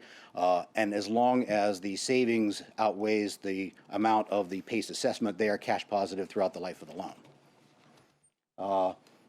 It certainly extends the capital budget because folks don't have to have a capital budget to make these kind of improvements. They do it out of their operating budget. Long-term financing, like I mentioned, it goes 20 to 25 years to make the annual payments pretty low. It covers a lot of broader capital needs, and as I said, it is transferable. So if you want to invest in a property and you get your loan this way, but things change and you end up selling and moving out, that the debt does not go with you. So the goals of the Mid-Atlantic PACE Alliance, which DMME is heading up, one, to increase market awareness. So it's to make sure that bodies such as yourselves are aware of this, as is the public.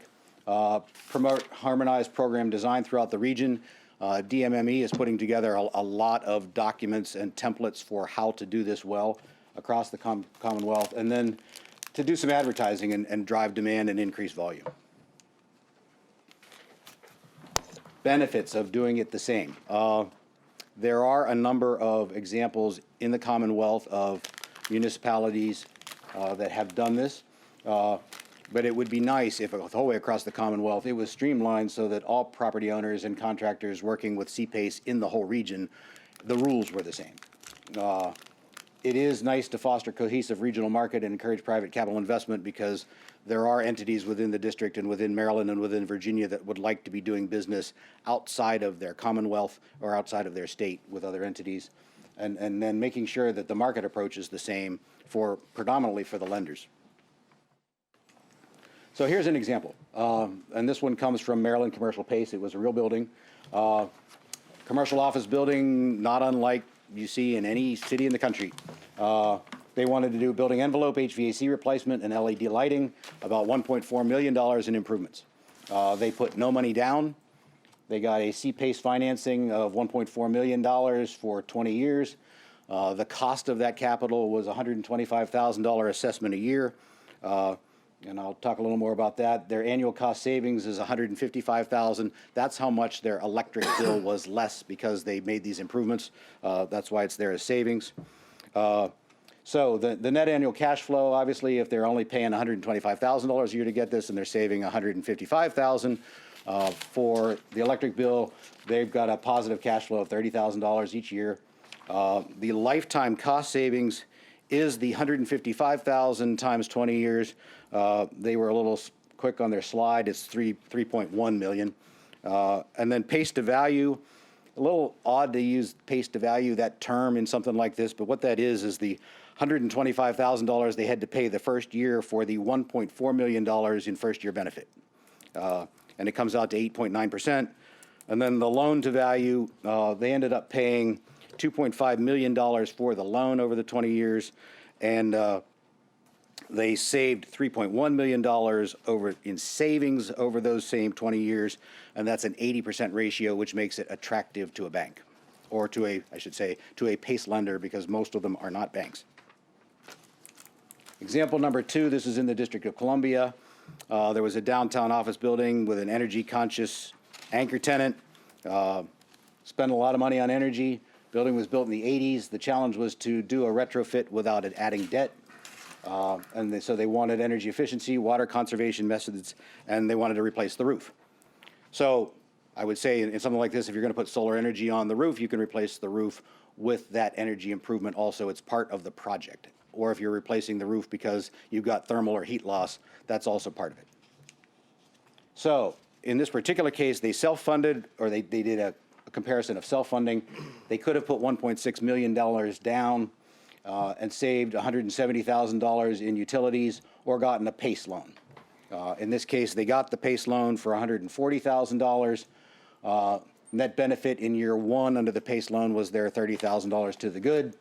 If they had self-funded it, they would have put down $1.6 million in the first year, and then the savings at $170,000. After year 1, they'd have been $1.43 million in the hole. And then it goes through the financials, which basically just tell you that it's about year 10 for putting the money down now before you break even, where with the PACE loan, you are breaking even and showing positive cash flow right away. And then there's a infinite IRR. And so last example, and this one comes from the Sustainable Real Estate Solutions, SRS. They're a member of the Mid-Atlantic PACE Association. They are what's called a PACE administrator, and we'll get into how this process works. But they were working this project in Connecticut as a PACE administrator. This was an ice manufacturer in central Connecticut. Wanted to lower the energy costs at its new 12,000 square foot plant. They got a PACE program financed, $306,641 project. And again, if you wanted to get a $306,000 loan and pay it back over 20 years, there's probably not too many traditional ways to do that. That's a long-term payback for a little bit amount of money, but under PACE, you can do that. They got credit for energy generated, which reduced energy bills. They qualified for incentives, tax cut, state renewable energy credit, and ended up with a cash-positive project. Increased their cash flow over the 20-year finance term by $170,000, and then the building's value increased an estimated $328,425.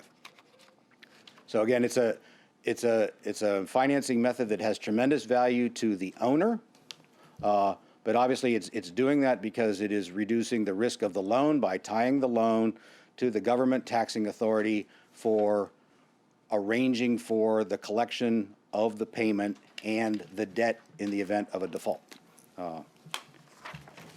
Now, Bobby's going to talk to you about some of the challenges with doing that and how we might look into it here. Can we ask a few questions about this brief before it goes on? I would like to.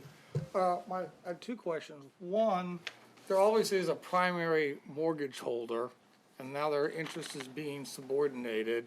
Do they have to agree to that, or does the statute allow you to, or does it overwrite their property interest, and by taking this, you involuntarily subordinate their interest, or do they have to volunteer to subordinate their mortgage to this? My understanding from looking at other ordinances around the state is the primary lender's subordination agreement is a requirement to participate in the program. And that's my next question, because I look at I'm just trying to use an example. I always Yes, like sir. worst case examples because they test the thing. So I'm operating the Bitcoin place because it still works. Thank goodness it's not, but it still works over at the railroad track, right? And it comes in with a proposal to reduce its energy consumption, takes this big loan, whatever the loan would be, so just say a loan, Yes, sir. subordinate interest, and then the Bitcoin thing blows and the thing goes all under.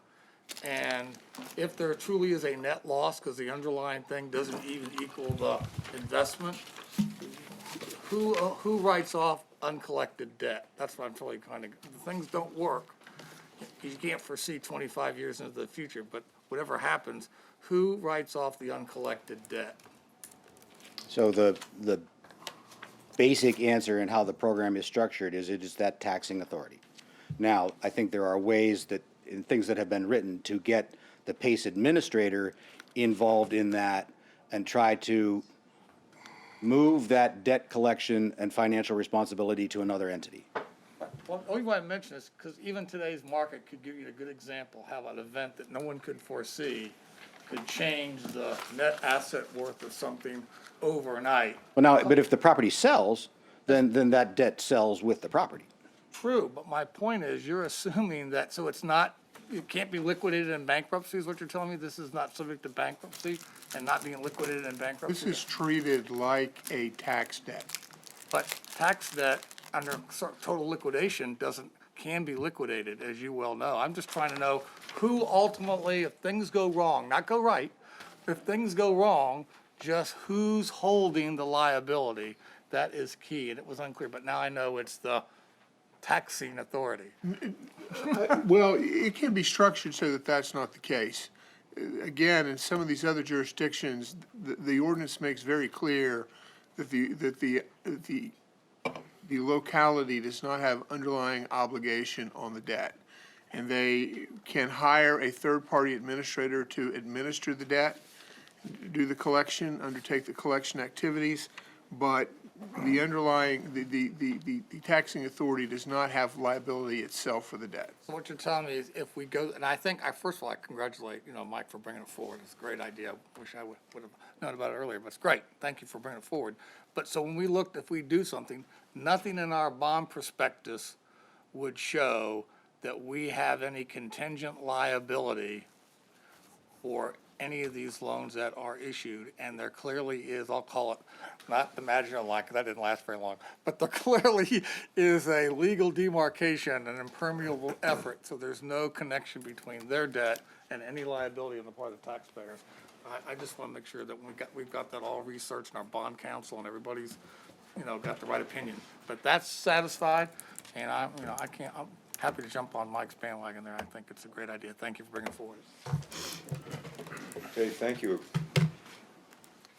John, I'm supposed to ask the legal question. Welcome back, Bobby. I hang around a lot of lawyers. So, as Tom noted, I'm also outside of my lane slightly. I had a Planning Commissioner, David Redmond, brought this to my attention as well to provide information with the the contact with DMME that Tom has, and I had staff looking into the process of understanding, one, believing that maybe there was a interaction between planning and permitting when it deals with these green efforts. But really, this is, as Tom said, a funding mechanism, which may not be in planning's wheelhouse, but right now we have, Tom and I have the ball to try to provide you with information. So one of the key things as you look at the process, and this goes to kind of how someone is able to apply for the commercial PACE loan, is they work with a registered contractor, and they submit all that information to CPACE for a request for financing. So again, as Tom noted, through his research, a lot of it is venture capitalists at this point, but there may be some banks that may be interested. One of the webinars that I watched in order to get myself up to speed had a attorney that represents local banks that was helping present some of the information. So it seems like that there may be some momentum with some lenders in the area that may want to participate. Of course, they have to be selected, so there is a vetting process to assure that what they're proposing isn't out of the ballpark and can be recovered. Then there's that program administrator that will review and approve the application. The upgrades are installed, and then, of course, as Tom noted, they pay the bill at the same time as they pay their taxes, their property taxes. So primary parties, and I did amend this slide according to the one that was provided by our contact in DMME, but they have the PACE lender, which is of course the money, the property owner, the taxing authority, which would be a third-party program administrator in one of the setups that they have, and of course the locality has to be involved. The locality was left off of the slide previously, but we have to enact this and move forward with a mechanism to make this happen. Again, through the program responsibilities, I won't read this all to you. There are some clear kind of set roles for everybody, but as Tom noted, one of the key points is that local government sponsor utilizing our taxing authority to be able to essentially underwrite the loans. So some of the key elements to consider are the roles of the jurisdiction, okay? How do we capture this potential where we can market it in a way that it's available to people and they'll find value in it? Of course, enacting an ordinance that would help us to operate and to utilize this, and then establishing that PACE program. Again, contracting with a third party in order to do the special assessment recording and the servicing of these loans. So this third party, this is the model that Arlington uses that's typically quoted. They have a third party that's administering all of this program that handles it. And of course, the overseeing of the program. So you have a third party that's overseeing it. You need someone overseeing it in the city to assure the program is being operated properly. And then also, one of the key components is there is constitutional officer participation that needs to happen with this. There is a concern and the ability to collect as you're dealing with this, that it's coming in and funneled through some of our other methods that our constitutional officers are receiving their payments as well. So we need to have their buy-in as well in order for us to be able to move forward so that we can be a seamless transition. Some of the key stakeholders, and Tom had sent an email kind of starting this out not too long ago, I believe in the summer, kind of giving some background information on this to city staff. But of course, the council, commissioner of revenue, the city treasurer, the attorney's office, real estate assessor, the management leadership team, finance, potentially economic development and planning. So there's a large group of stakeholders here that would have a hand in assuring that the program operates well and also is out there for the public to know about. There is, again, it starts with a great idea as far as providing an opportunity to provide funding for green infrastructure for properties, but also it's the mechanism and how you make it work and assure that it's getting tracked properly. Some of the participating localities, we've quoted Arlington County. They are the ones that have had it stood up for the longest, and right now, it's my understanding they've had no takers on their program at this moment. A lot of the other localities, they've adopted an ordinance, but they haven't set up the third-party administrator. But there are a number that are active. The ones that state active are the ones that have set up third-party administrators. And that, I'll hand it over to discussion. Okay, Michael, John, and then Barbara. Well, I just want to thank Mr. Nicholas and Mr. Tejon for that really amazing presentation, really comprehensive, and on short notice as well. So thank you very much. It was really informative. I've been studying the program, and I learned a lot from your presentation and slides. So thanks for putting that together so quickly and for sharing it. Would you mind flipping to slide 9? I just want to take a moment to point something out. There's a list of what can be financed with CPACE, but I think notably missing from that list, and I think these slides may have been generated at a time before resiliency and stormwater were permissible programs, improvements under a CPACE program. I didn't see them explicitly listed there, but I think it's worth noting, particularly for our community, that the stormwater and resiliency improvements would be included in CPACE as eligible for CPACE financing. Is that correct? As Tom noted, yes, that was a more recent change. They are as long as the entity's private. I mean, it's not something that the city can use for financing because we obviously aren't going to place a lien against our own property. No, and I wasn't suggesting that, but thanks for the clarification. And then you noted that in Arlington, which has had an ordinance implemented since 2018, that there haven't been any takers, any subscribers to the program. But I think that, and I'm not familiar with the details of them, but I think those who are very familiar with CPACE program would say that Arlington's ordinance has some flaws that maybe have been, not to be disparaging toward that, or their ordinance or that community, but that it's been somewhat improved upon since the initial ordinance was established by Arlington.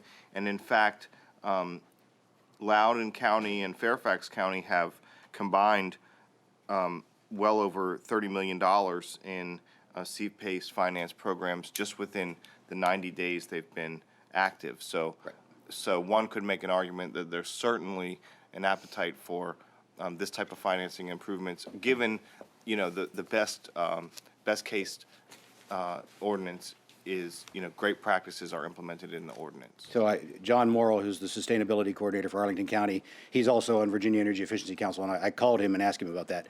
And it actually goes right to what Councilman Moss was bringing to. When Arlington County put theirs together, they were the first. And I think the language and the setup between the county and the program administrator and the PACE lender and the borrower when it comes to default was not attractive. And so they're working their way through changes to fix that. And I think the other folks that have implemented it knew that going in and have, I don't have copies of their ordinances, but I think that has been fixed by others. But right now in Arlington County, it's still a challenge. Yeah, thanks. I just wanted to point that out because it's been met with great enthusiasm in other communities. But finally, I just want to make a comment in that you know, what's exciting to me about the program is that it combines several things that I think are great for a community: economic activity, resiliency and energy efficiencies, ultimately protecting our environment. And it's market-based. It's led by the private sector. And I think all of those are worth exploring. And that's what the resolution that I hope we'll consider on March 17th simply asks, that we explore it and that we consider the desirability and feasibility of implementation here in Virginia Beach.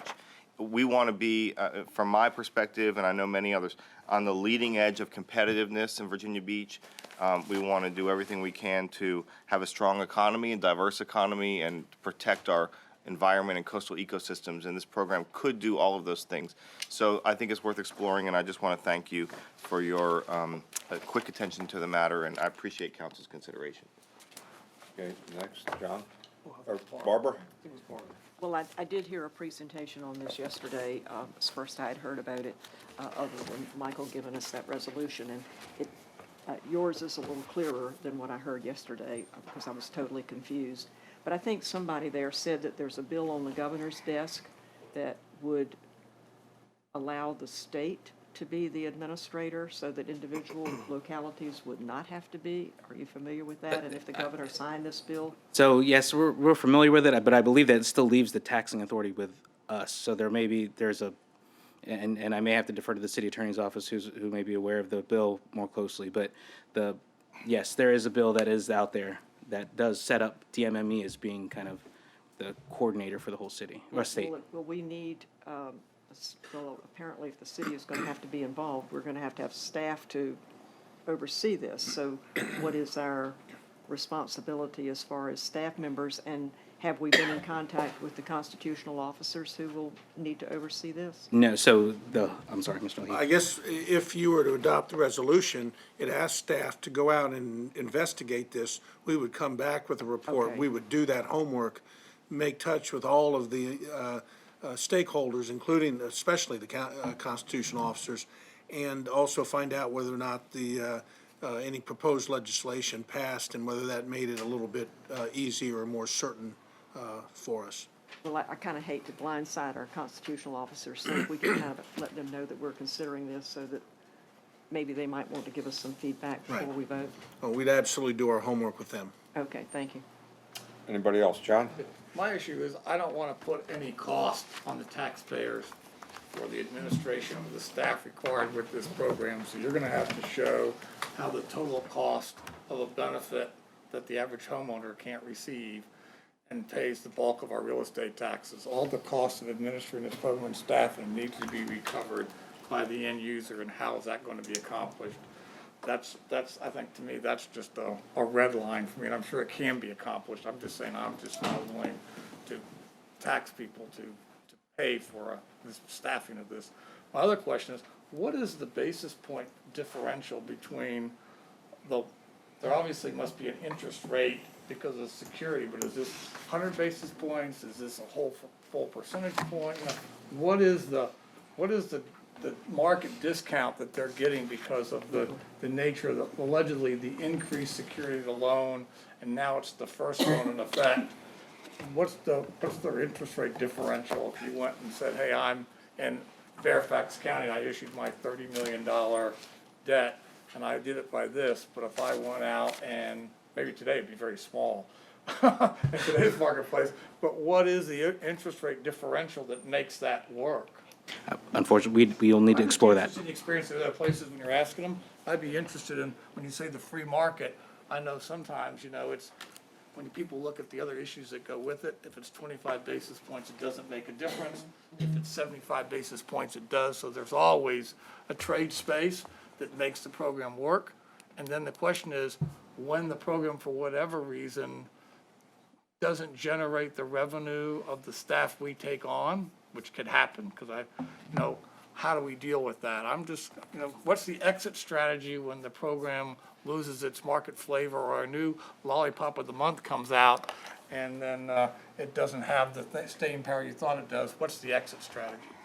Okay, So, Mr. Leahy? I think if I understood Tom Nicholas correctly, one of the big draws was that this would be a loan that doesn't actually accrue to the property owner, but it actually attaches to the property, and it can be a long period of time, even if the property owner doesn't foresee owning the property more than 10 years. The loan might be 20, but it trades to the next, it just carries with the property, and it's not a matter of having to discuss what we do with that loan. Well, I understand, commercial loans for buildings are often amortized over 20 or 30 years, but they're callable in 10 because the lending institutions don't want to take the marketplace interest rate. So I clearly understand it. So I understand the longer term of this thing, but also the lenders who are, certainly if they're hedge funds or other non-banking institutions, don't just assume risk.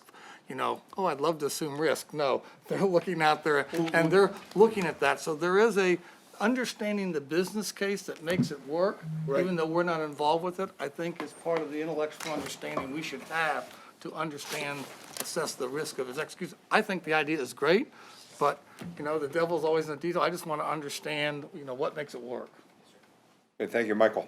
Well, I just want to have a chance to respond to Councilman Moss for just a minute, because I really appreciate him exploring all of the eventualities that could occur with implementation of the program. I think that makes it stronger, and so I just want you to know I appreciate you envisioning the different scenarios that could play out. But what I think one element that I think is appealing about this program is that it would be done in partnership, in most cases anyway, with a third-party administrator. So there'd be really very, very little or no impact to the taxpayer, and I think that's one of the pieces in at least one or more variants of its structure. So I think that's one of the appealing pieces of this. And my conclusion to you is the same. I think that we should structure this in a way that it has very, very little or no impact to the taxpayer, and that it's just simply an enhancement in every way to our community. Thanks. So, you know, I meant yes, I'm just making sure yes is the right answer. Okay.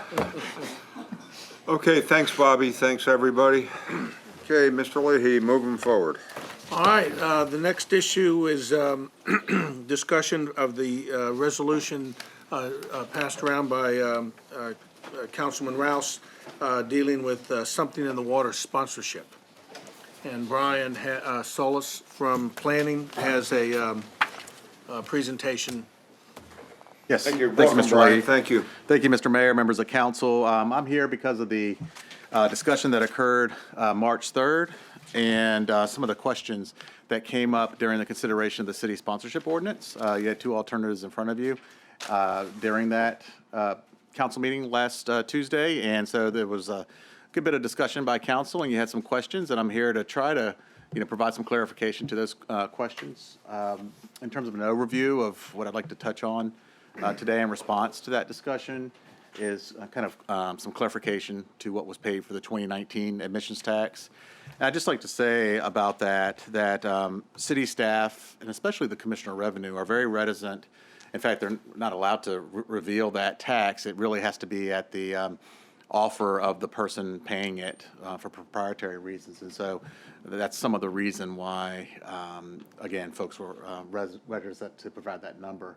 Like to give you the budget number that Something in the Water Festival will be investing in and towards the production of this year's festival. Give just some context with the economic impact of the 10 largest festivals and sporting events in the city based on past analysis that was done, that was based on methodology that was the same for all 10 of them. Provide a projection for the 2020 Something in the Water impact, and then just some considerations as the agenda item comes back before you next Tuesday on the 17th. In terms of the actual paid for 2019, there is a number that was given to you that was more, that did not take into consideration, this is the official number from the accounting of the festival, the 1/3 of the revenue or the taxes that were paid on the revenue that was given back to the ticket holder because of the Friday rainout. And so that's the number from 2019.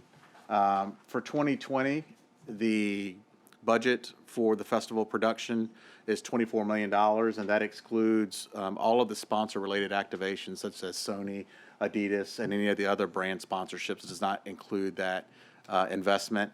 And most festivals or events are not necessarily provide that number to you, but I will tell you, on average, most of the events that go on in Virginia Beach, the bigger ones, are 10% of that amount.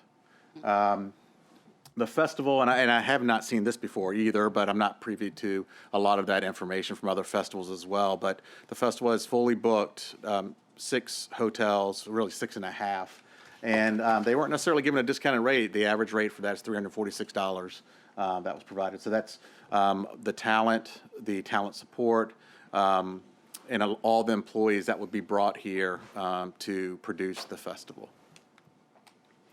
So this is a snapshot, the top part of the table from the report that was provided to you roughly a year ago. And now these are from 2018 events. The one at the bottom, Something in the Water, is obviously from 2019, but the methodology was the same. And just to provide some context for the economic impact, we wanted to provide that because there were some questions about that during the discussion. In terms of this year's festival, based on a kind of projected economic impact, it would yield roughly $1.9 million of revenue, whereas last year's festival yielded basically $1.2 million in revenue. And this is, I just showed you the direct, indirect, and induced impact, and this is the actual direct revenue that is projected for 2020. So some things to consider are that the sponsorship grant not be paid, half on the front end and half after the festival. Rather, after the taxes have been paid and after they've been validated in terms of the admissions revenue, and the taxes paid would be when the city sponsorship would be paid. And that's either option. The $900,000 that is in the sponsorship ordinance is just a placeholder. As the ordinance said, it could be a little bit more, it could be a little bit less. This is an estimate based on the information they have readily available now. In terms of, and that's kind of what I explained there at the bottom as well. With that, based on the discussion that took place, that was the information I had to bring back to you, and I'm happy to stand by for any questions you might have. Jim. Thanks. I had sent some questions, and I understand you had part of answering them, and I copied everybody on council. Hopefully everybody got a chance to see them. But as I was reading the responses, I still, the response were a little bit nebulous on the first question I asked, because like, it says this request kind of formed at the beginning of the year. And I'm trying to figure out, so at some point, somebody asked us for this. Who asked and when? That's what I want to know, number one.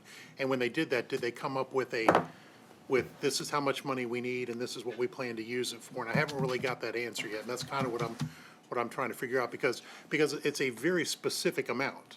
You know, 650,000 is a specific amount, and so clearly there is a reason or something that they intended to use the funds for. So what I'm trying to figure out, somebody did ask for it at some point. And when I asked these specific questions, the response was, well, we talked about it on March 3rd. Well, that was last week, but there clearly had to be some discussion between the end of December and March 3rd when it came forward, and I'm trying to figure out where all that is. So if you could enlighten me on that, or Ron or somebody.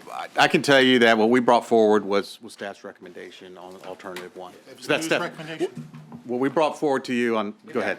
Okay. So, please go to the podium. Sponsorship amount's 900,000. The 650 was a budgetary transfer. And so, I believe in the way we're going to frame it, coming back to you, is it's going to start with the sponsorship and what are sort of the terms of the sponsorship. And then secondarily, we'll get into the sort of the budget transfer stuff. How does one get to the sponsorship? And so it might have been confusing in the way it was presented last time, in the sense that it started with the budgetary transfer. What I'm trying to figure out is, it was originally 250,000, okay? That's what the budget has baked in. No, last year was 250, correct? Correct. Okay, so sometime between last year and last week, it went from 250 to 900-ish, okay, whatever that number is. What I'm trying to figure out is, at what point did that ask come forward? And I'll stand up. Well, let me finish. So at what point did that ask come forward? You know, when did they ask for it? And we just got it on March 3rd, so I'm trying to figure out where it languished between last year and March 3rd. Well, let me be clear with that. And working with the festival, immediately after last year, we looked at the economic impact of it, and the festival was looking to expand, go from 3 days to 7 days. And so with the expansion of the festival, conversation came about, hey, will the city be willing to increase its sponsorship this year? So looking at that, because of the festival's expanding, that way when at the presentation on March 3rd, I made an announcement to council and said, hey, the festival's expanding this year, we should look at increasing our sponsorship this year. That is how that came about. So it was not, the festival did not ask for it? No, it was a general conversation looking at how the festival was expanding this year, and would to offset some of the costs because of the festival's expanding this year, would the city entertain increasing the sponsorship? That's all it is. Don't get stuck on the $900,000. Well, no, but what I'm asking, so you say so they did ask if the city would expand it? Well, I'm telling you, it was a exact. That's what I'm asking, but. Well, you're asking, I don't think it was necessarily a direct ask. It was because the festival's expanding this year, again, going to 7 days. It was a conversation, hey, instead of 3-day weekend, we're going to a full 7 days with free community activations. Will the city entertain increasing the sponsorship? I don't know. I brought it back to council. I asked you all, what did you think about it? Because the festival is expanding, and that $900,000 was just a projection off of what the revenues were, the economic impact from last year. what I'm asking council for today is what number do you all feel as though, if you want to increase partnership or not? I mean, that's a number we can all. But I'm trying to figure out where the beginning of this started, because it sounds like you had these conversations with them last year, and somebody said to you, would you all consider increasing it? Is that? No, what I think I just clarified, I think looking at the way that festivals expanded again this year, looking at over the $24 million of private investment in this, it was a discussion on would the city look at increasing its sponsorship. Yeah, no, but that's what you Yeah, said. so But that's, there's a I mean. discussion, so somebody asked. Right, I mean, as a liaison, I think I answered it. I don't know what specific answer you're looking for. It was a group discussion. As a liaison, meeting with the festival folks, up to over $24 million invested in our community with the city, looking for an increase in sponsorship. I brought that back to council, and here we are. Okay, so that was towards the end of the year then? The staff option was number one, so we did not bring you alternative two. Right, I'm aware of that. Yes, sir, okay. So that was like at the beginning of the year-ish. I'm just trying to figure out the timeline is all. Any other questions? Yeah, Rosemary. It's not really a question, it's just that, and I said this last week, it's just a different way of, we've never done this before with giving back the admissions taxes. And admission taxes comes from everybody in the city, you know, not just the tip fund. And I just feel like we have all these different, plus more festivals, and I guess we've never really developed a policy, but maybe this time we should, to kind of figure out how we deal with different festivals and how we can help them do what they want to do. I mean, some of them can sort of become self-sustaining, like the East Coast Surfing Championship, we really get the most economic impact from it, almost $26 million. We only give them $25,000. You know, so I just think rather than doing something that's unprecedented, and I'm not saying we shouldn't give them more, and I don't know what that magic number is, but to latch it onto the admissions tax without looking at it and having a policy, which I think is probably time we do that, I would really have trouble breaking precedents. Mayor, if I could respond. Yeah, please. I think that notion that we've never done this before, I don't think that's viable. I think we have to keep an open mindset. And when you mentioned the East Coast Surfing Championship, they've been around for decades, for decades, quite a while. We're talking about something in the water, and it's only its second year that's been here. A lot of these festivals are great. They've been around for quite some time. This festival is only in its second year. And so again, I think what council find a consensus on is, do we want to increase sponsorship this year? And if so, what is that number? If not, I mean, that's fine. I think it's also keep in mind $24 million of private investment here, free activations that has a direct benefit for our community throughout the entire week. It's gone from 3 days to 7-day festival. And so I think it's up to us if you want to decide to increase the sponsorship. If not, then I mean that's fine as well. But I think it will be send a strong indication that we are having a long-term vision and creating a partnership with the festival going forward. Okay, Jim, then Sabrina. Yeah, so going along with what Ms. Wilson said, I don't disagree with you, Aaron, that you know, the more benefit, you know, we need to be involved a little bit more. But we also got this letter today from Patriotic Festival, clearly based upon, well, coincidental timing anyway, 6 days after we talked about this, and they're saying they want an additional 135,000 based on what I'm reading, so I guess they're at 115.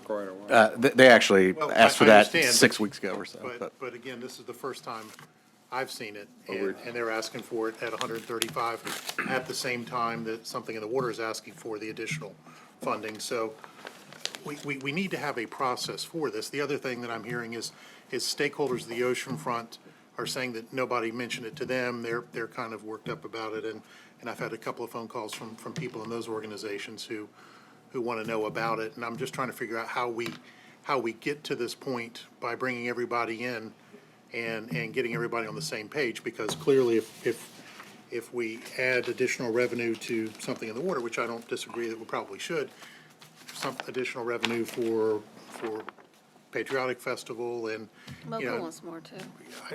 I mean, at some point, the floodgate's gonna open, so we need to have wants more too. a process in place for this, and the stakeholders who are very protective of the tip fund, who are the ones who are upset about, you know, this whole, what's upset, they're concerned, is probably the best way to do it. So I'm just trying to figure out how we're going to get to that process, because at the end of the day, we need a process to determine how much we invest in these things, you know, and I think, as Aaron points out, part of it is the investment in the community, you know, $24 million and that sort of thing, and then what's our return on it, and you know, what's our direct cost in terms of staffing and public works and public safety and all that. So what I'm trying to figure out is how we get there, but, you know, just, you know, this may have been in the works for a long time, but it popped up 1 week after we discussed it at a council meeting. So I don't know the answer, but I think that's something we need to come to before we get too far down the road, is what process we're gonna use and what metrics and whatever to get there. Sabrina? Did you want to respond to But go ahead, Brian. Just real quick, I would just offer that each festival is so unique that it would be very challenging to apply just metrics or just certain criteria. There are some that bring different types of social cohesion benefits, benefits to our military here, which is the theme of the Patriotic Festival, cultural impact that is very unique for Boardwalk Art Show and others. And so they're so unique that, you know, we're happy to bring those as requested when needed, but I just think it'd be really important not to lose the uniqueness of each of these festivals if you're considering a city sponsorship for them. Neptune is just different of and of itself, and so they're so different. It would be a challenge, but anyways. Okay, Sabrina.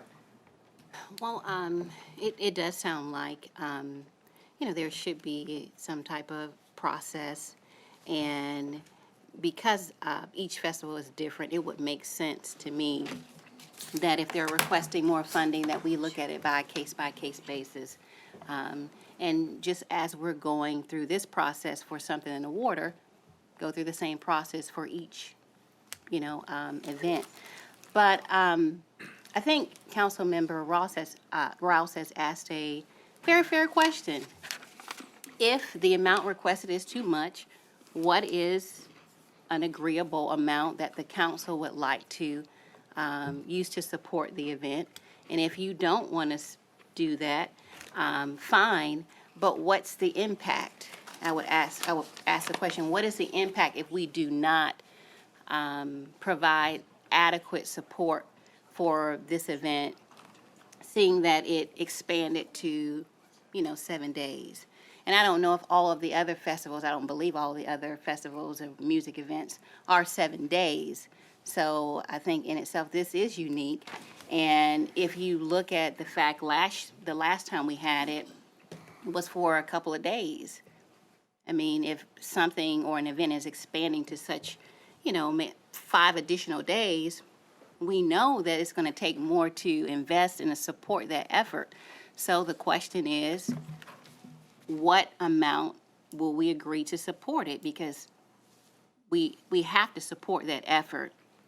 But if we say we don't want to do that, what's the impact of saying, well, you know, we don't want to put any more money into this event, just use what we had last year? How is that going to impact the event? Okay, anybody else? Barbara? Well, I guess the big unknown for this and all of our other events is this thing that we didn't even anticipate, couldn't have anticipated, and that is the COVID-19. What, if any of these events have to be canceled, at what point is the city still responsible for the funding that we have said we were going to give any of them, and how are we going to deal with that? Okay, John, and then Rosemary. One of the things I've talked about often, so it's not just this event, it's a lot of times these decisions that we make out of budget cycle that have us making a one-of-one decision and I know that Tom and other staff members have heard me give this talk many times, maybe one more time. And without the understanding of the secondary and tertiary effects of making that out-of-cycle decision and making a one-of-one decision. But let's see what facts that we know. The facts that we do know that we appropriated in a budget process that we went through, we put aside $250,000. The people know that we put aside $250,000. No, that's fact two. Knowing that we only had put aside $250,000, they planned a 7-day event. I think that's great, but it isn't like they went through this planning process and said up front, we can't go to 7 days without more money. I think that's the point that others might have raised. So then you have to ask yourself, so now we're getting to the end, and now they want the money, independent of the, what might be the temporal benefit. Now you have this without understanding, because it wasn't in the upfront process, vetted in the community, we all understand and said $900,000 in the budget. And Lord knows the city manager has a tough time trying to keep it balanced. I appreciate that. And I appreciate all the work he's done for the upcoming budget. I want to publicly just acknowledge that up front.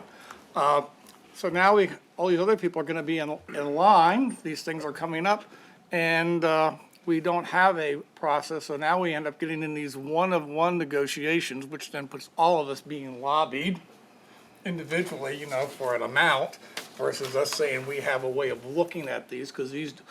And if it is the tip fund, which I think is an appropriate source if it's for stuff down there, but there's other people who weren't even happy with the garbage trucks, it was to say they're probably not happy about this.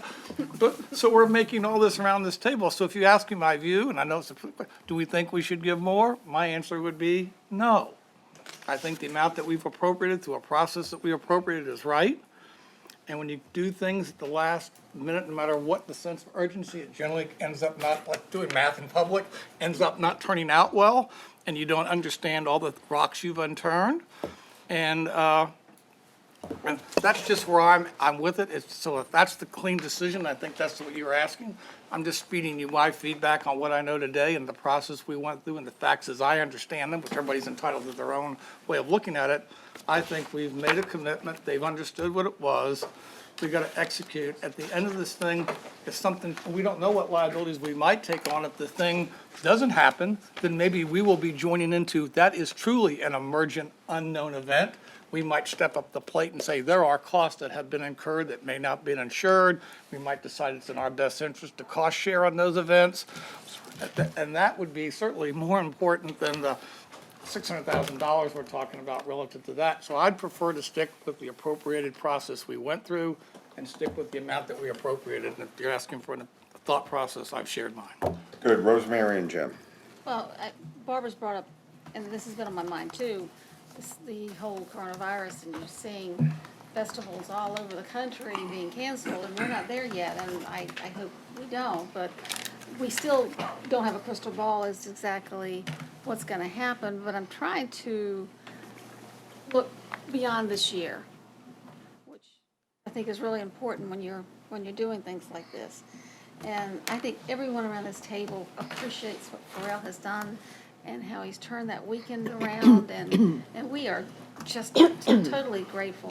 We also have a lot of stakeholders who are involved too, and we're hearing from them. I don't know if this is the answer. I'm just going to kind of throw this out, but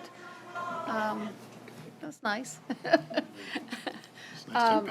We created 2 other bodies for trying to figure out money and giving away money, and one is the Arts and Humanities Commissions, and the other is the COG, where they, not everybody's the same either. Each of the entities that come to those groups have different needs and what they provide and all that, but we did that to take the politics out of how we dole out money. So I don't know if that's something we want to go to. I'm just kind of throwing it out. That's been a process we've done before, but I think we really need a process because we have not just on this list, but a lot of other lists. And I know MoCA, they want another $50,000 for the Boardwalk Art Show, and then they've got some security needs for the museum, and so there's a lot of people coming knocking on our door. Okay, Jim and now.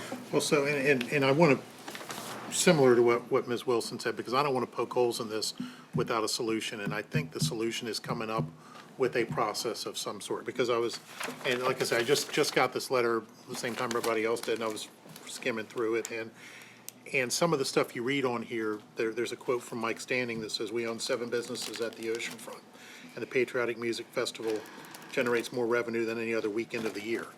So at least for his 7 businesses, Patriotic Festival is his #1 moneymaker weekend. But that's different from different businesses throughout, and different, because obviously the hotel business, if they're booking 6.5 hotels for something in the water, then clearly at $346 per night, technically off-season, that's quite good. So I think we need to do that. So we need to develop a matrix of some sort, because as Sabrina points out, it's not one size fits all. I'm kind of paraphrasing what she said, that there's, you look at each one differently, and in order to get this done. I like the fact that Brian says maybe we can hold this back until after the festival in terms of giving the payment to them, the additional compensation, and at some point come up with a process, because I didn't know about Mocha, but at some point, I mean, everybody's going to start coming out. I just when you look down this list, you can kind of think of the people who are associated with it. You kind of picture their numbers popping up on your caller ID. Call and say, hey, well, can we have whatever? So I think it behooves us to make this an easier process to come up with a policy or a metric or some way to do this, because again, this clearly has an incredibly good benefit to the city that goes beyond what these revenues are, because of the publicity and everything else that we get, and ultimately from an economic development standpoint, it's going to be huge, coronavirus notwithstanding. So I just like to see us, rather than just poke holes in it, to come up with a way to get this done so that it's equitable and fair, and then we can say, okay, based upon these targets or what have you for each one of these festivals, see if it needs to be adjusted, maybe up or down. So that's what I'd like to see us do. Try to come up with. I don't know how to do it. I don't know if maybe COG or Arts and Humanities is a way to do it, or come up with another group, as long as stakeholders are involved, because there are entities and people that pay into this tip fund down at the resort that are very protective of it. So that's kind of where I'm thinking. Aaron? Oh, thank you. I'll go after Michael. Thank you. Okay, go ahead, Mike. Well, I just want to thank Vice Mayor Wood for his comments about just ensuring that we're not poking holes in something without presenting a solution, because I'm afraid that up until that point, we've been doing a little bit of that. Other than Councilmember Moss, who I respect his position, bluntly said that he doesn't support, not to paraphrase your position, but, and I can appreciate that. But we've got to be very careful, I think, about making critiques or criticisms of one of the most positive things to happen to Virginia Beach in a very long time, or potentially ever. And I think it's unfair, as has been presented in media, in some civic discussions, even here today, to evaluate the program simply on its economic impact and compare it to other programs based on its economic impact alone. And I can appreciate Vice Mayor Wood's comments about the intangibles. And so thank you, Jim, for pointing that out, because this festival is, and it should be said, I'm a big supporter of all the festivals that occurred at the resort and other places in our community. And I have a background of planning festivals in my volunteer life myself, and I know how important that municipal relationship is. So anyway, this is just a long way of saying that I think we need, whether it's a system or of evaluating sponsorships, or whether it's a recognition of the importance that the festival has had on our community. I mean, I've served on the Human Rights Commission. I was down at the resort when shootings occurred during College Beach weekend. I've been walking down Atlantic Avenue when it doesn't even feel like Virginia Beach. And something in the water and all the surrounding positivity that came out of this has transformed life in our community. Even the naysayers and critics were beaming with pride last year in April as a result of this transformative event. So I think it's incumbent upon us to find a way to support it in a way that represents a reflection of how we value the festival, how the festival empowers young people, not just the festival, just the whole program. The program empowers people whose voices have historically been not included or heralded in Virginia Beach. And we have so many positive virtues of this conversation that go beyond the economic impact or anything that could be presented on a chart. So I'm with Vice Mayor Wood. I think we need to put our heads together and find a system that evaluates the other programs, but also takes into account the intangible and positive impact that can be measured about this one first-year festival moving into the second, and hopefully many more, and how it's transformed Virginia Beach in a positive way that no one could have imagined. And our partnership should be a reflection of that, in my view. Thank you. Aaron? I guess to get back to I think a system would be in place, but here we are with this ordinance in front of us and looking at what the sponsorship would be this year. Just want to clarify a couple things. First of all, it's not a budget item by way of emissions tax. That's just, it's not a budget item. And then the tip fund, you're not rating the tip fund. It acts as a placeholder, if I'm not mistaken, Mr. Dana. It acts as a placeholder for the funds that would be generated off of ticket sales, so to speak. So just want that to be clear when we talk about sponsorship, again, this festival. I think some of the key things to keep in mind, it has expanded. And I think also we need to remind ourselves, when we sought help on a troubled weekend, we sought one of our own who so happens to be a world icon, and he showed up in a major way. And it has significant economic impact as well as the intangibles that everyone, no matter how old you are, what's your background, race, ethnicity, everyone is proud of. And so I just think we really need to be careful when we start comparing festivals, because all of them have a specific niche within our community that celebrates our diversity. Right now, we're talking about Something in the Water Festival. We know the festival is expanding. We have sponsored last year at $250,000. If we even want to double that and say we keep the $250,000 where it is, and then we have payment $250,000 after the fact, that's fine. That brings the sponsorship to $500,000. We can cap it at that. I think will be incumbent upon us to say, yes, we are invested in this festival. We have long-term vision with this festival going forward. And while doing so, after this, we'll come up with that policy in place to look at each festival going down the line. But I think the emissions tax way was a smart way to make sure we're not taking money out of the budget as well. And since we already sponsored at $250,000, we can say, all right, after emission tax, after we get the economic statement back, if the numbers show well, we will hand over the sponsor another $250,000 and cap it at $500,000 altogether. Is everyone comfortable with that? Yeah. If I could. Yeah, please. So, and I think that's a good, I think it's a good place to start on it, because, just focusing on all the festivals, like you said, the diversity of the festivals, some of them don't have admissions tax. Right.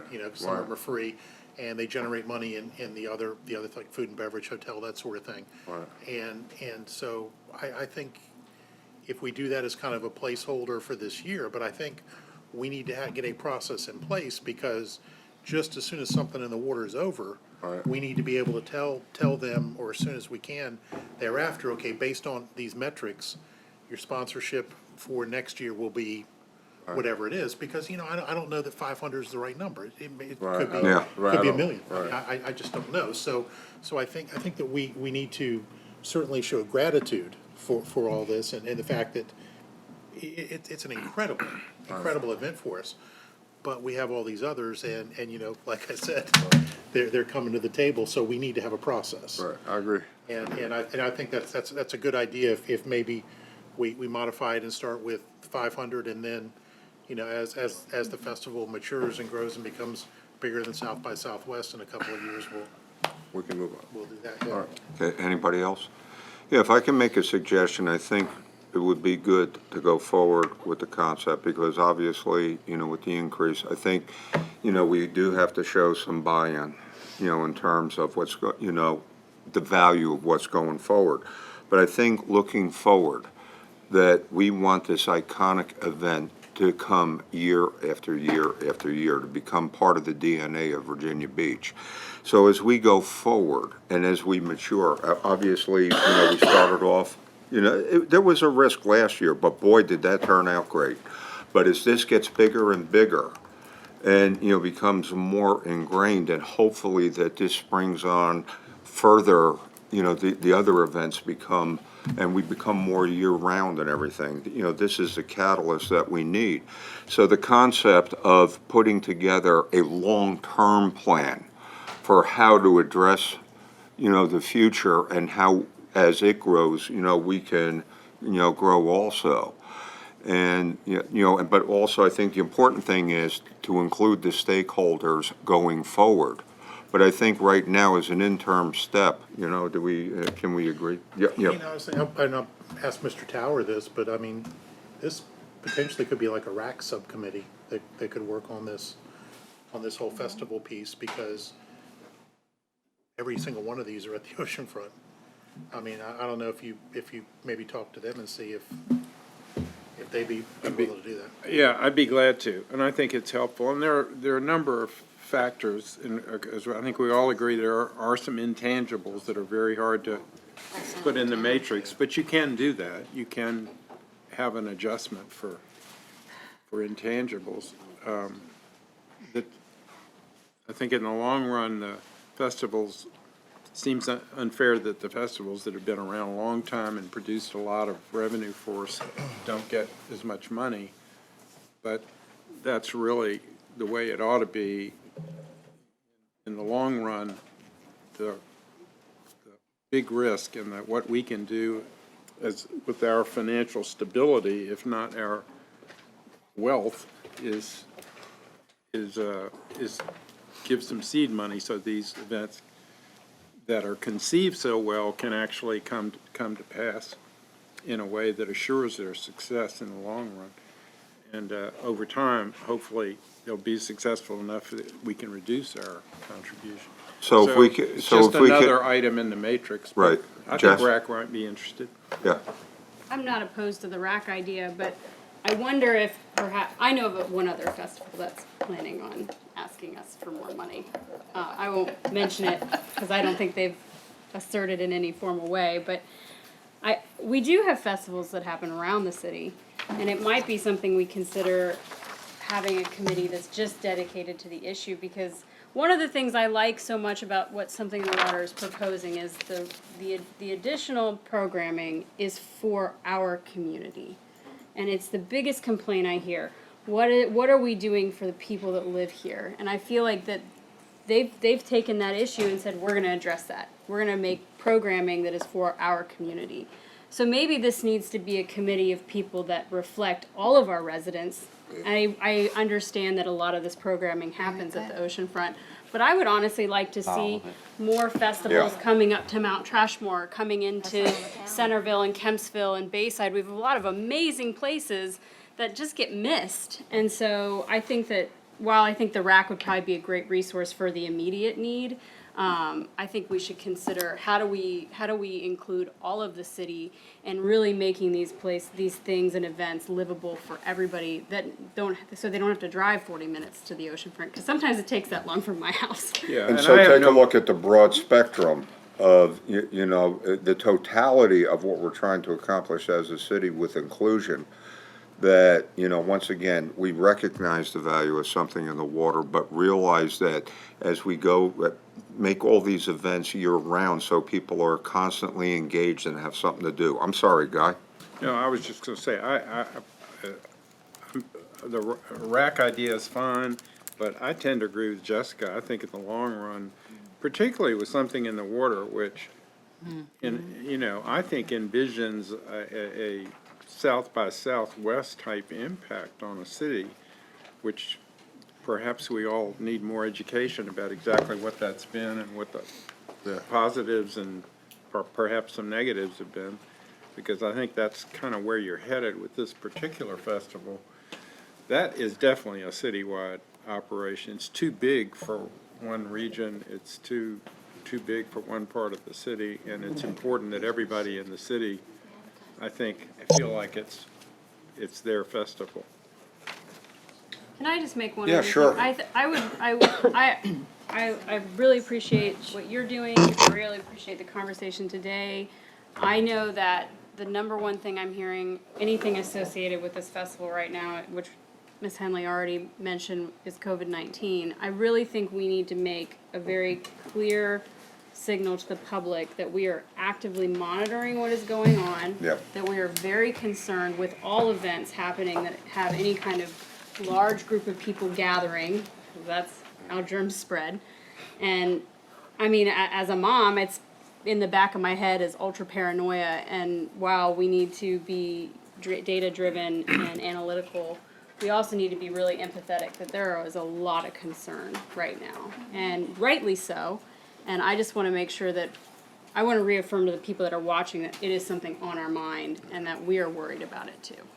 No, without question, and, you know, we can say that as a city, we are engaged and we are sensitive, and what we're trying to do, you know, I guess guarded optimism, you know, that we're hoping that over the subsequent weeks, that the problem becomes more defined, solutions become evident and moving forward, and that we do so in such an incremental way.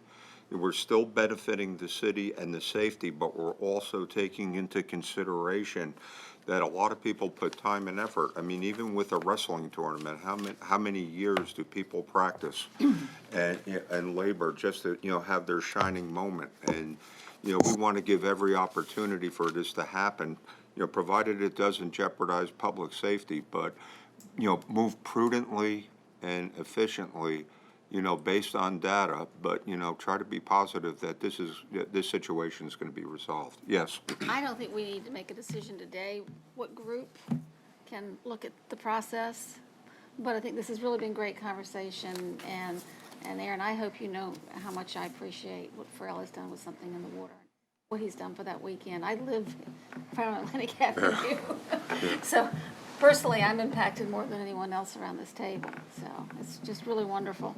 I'm gonna throw out another group that we can throw in the mix, and that's the ad committee.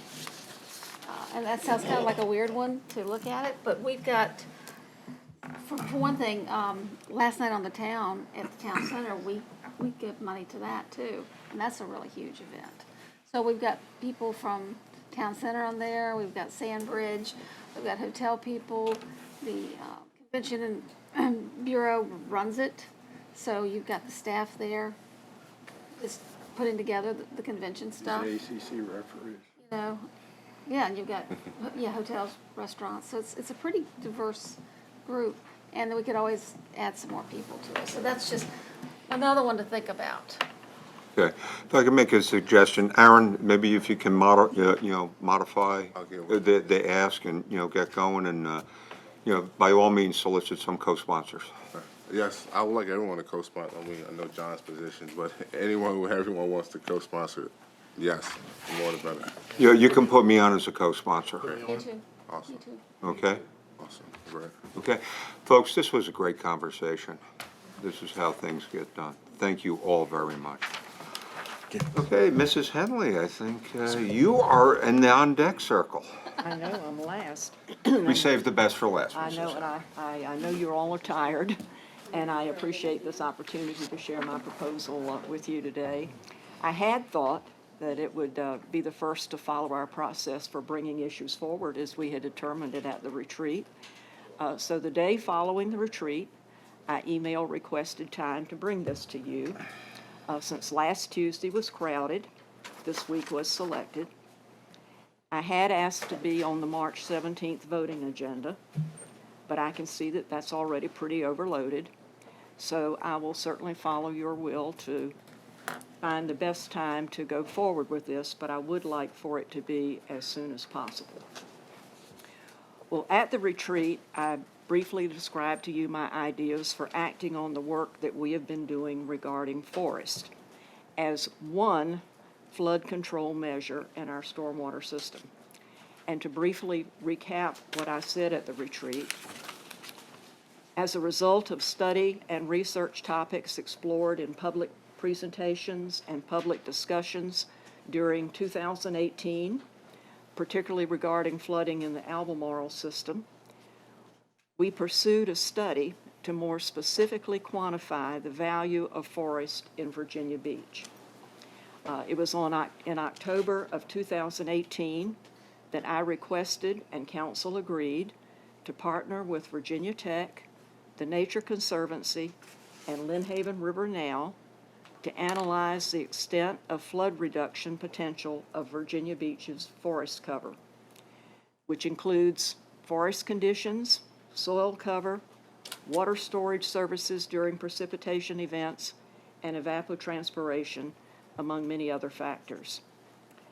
We have that quantifying data now that lets us know that forests indeed do play a significant role in handling stormwater. My proposal at this time is that City Council adopt a policy that we will replace any trees that we have to take down on city property. And we have some catching up to do. I particularly am thinking of the Sports Center project when we had to take down quite a stand of trees. And we also had to take down a lot of trees to do the Princess Anne 7 road project. And I got a lot of pushback from both of those. I expect you did too.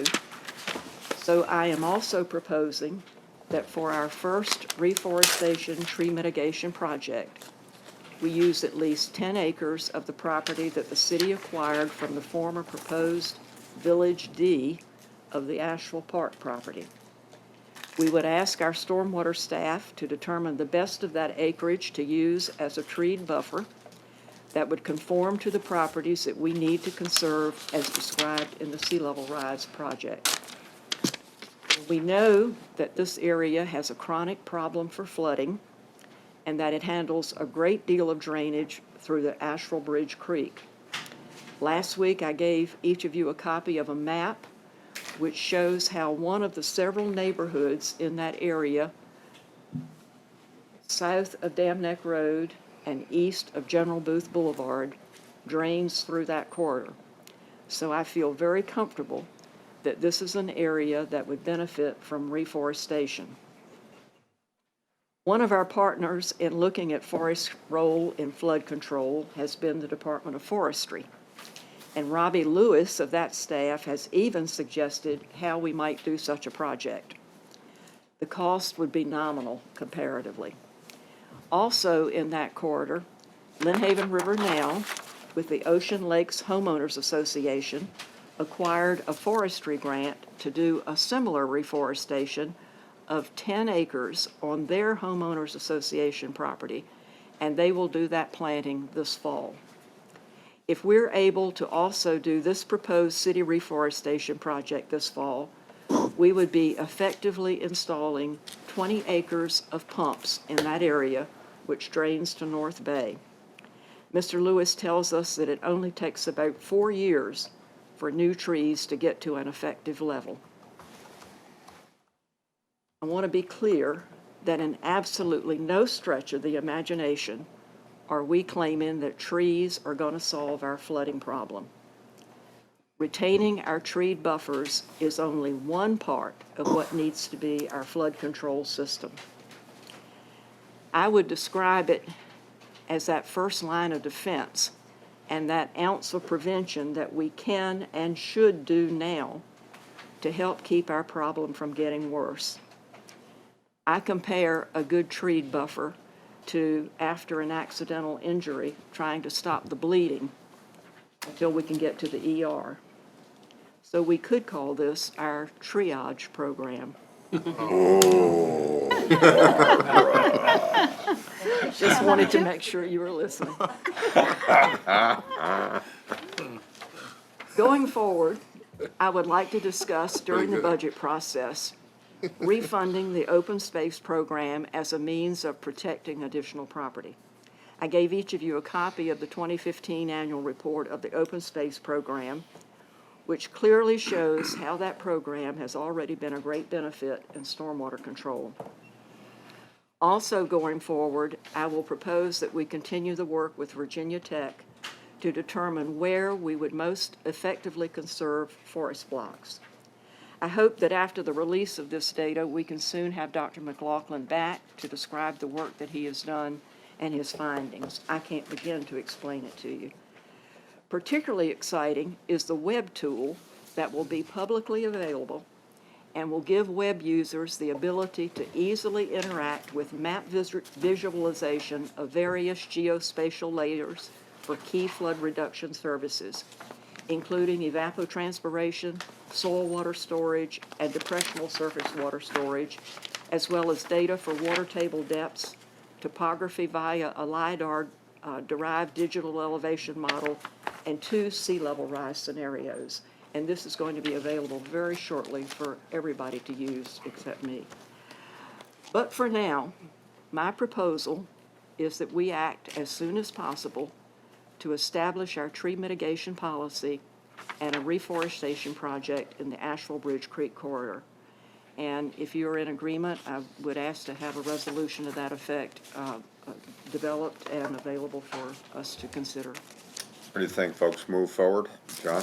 I would like whatever, since we're in the budget process, whatever that means, that it would be tax rate neutral, that somehow, if we're gonna do it in this next budget cycle, it not impose an additional tax or fee to implement the budgetary piece. We already have that tax developed as a part of, for the open space with 0.44% of 1 cent of the meal tax.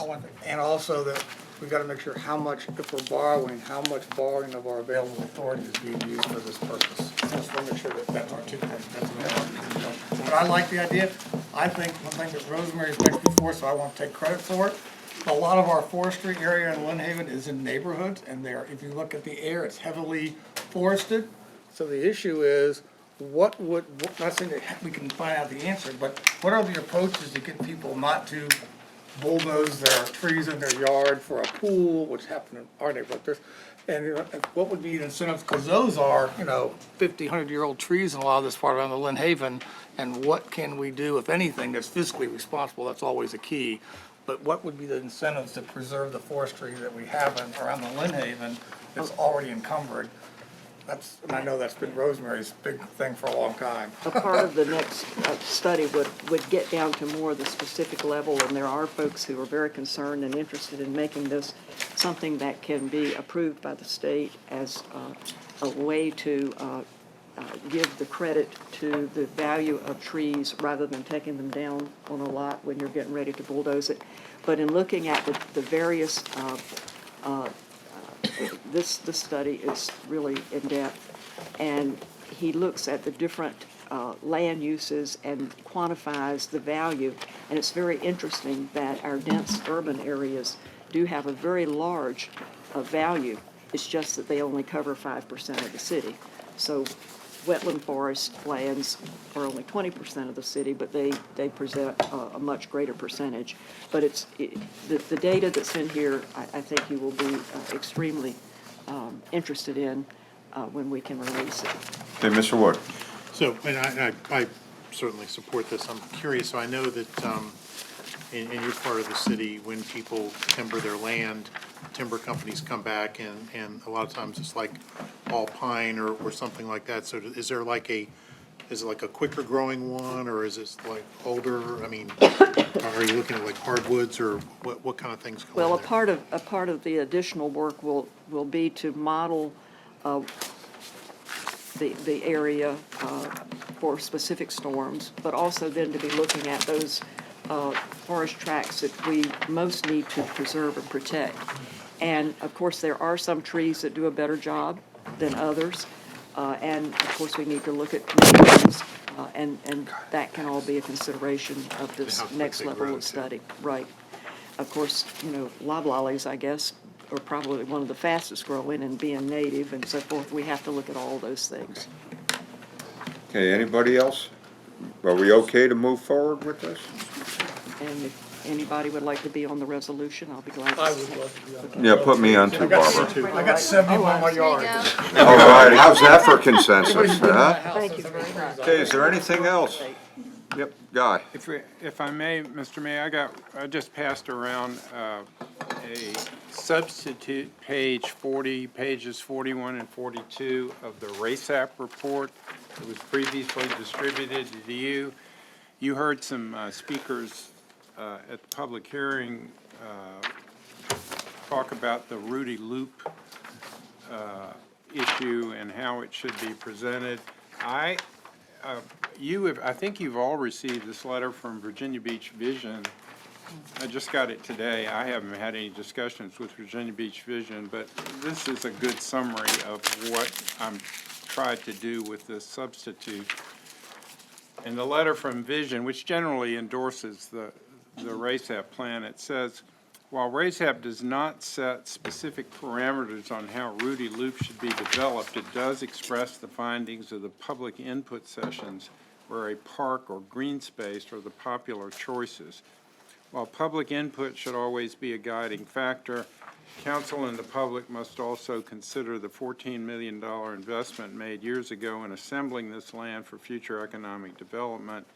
Development of Rudy Loop must weigh the public return on this investment and its ability to enhance the city's economic growth and fiscal stability. A comprehensive independent study and public vetting are recommended before any definitive decision should be made about Rudy Loop's best use.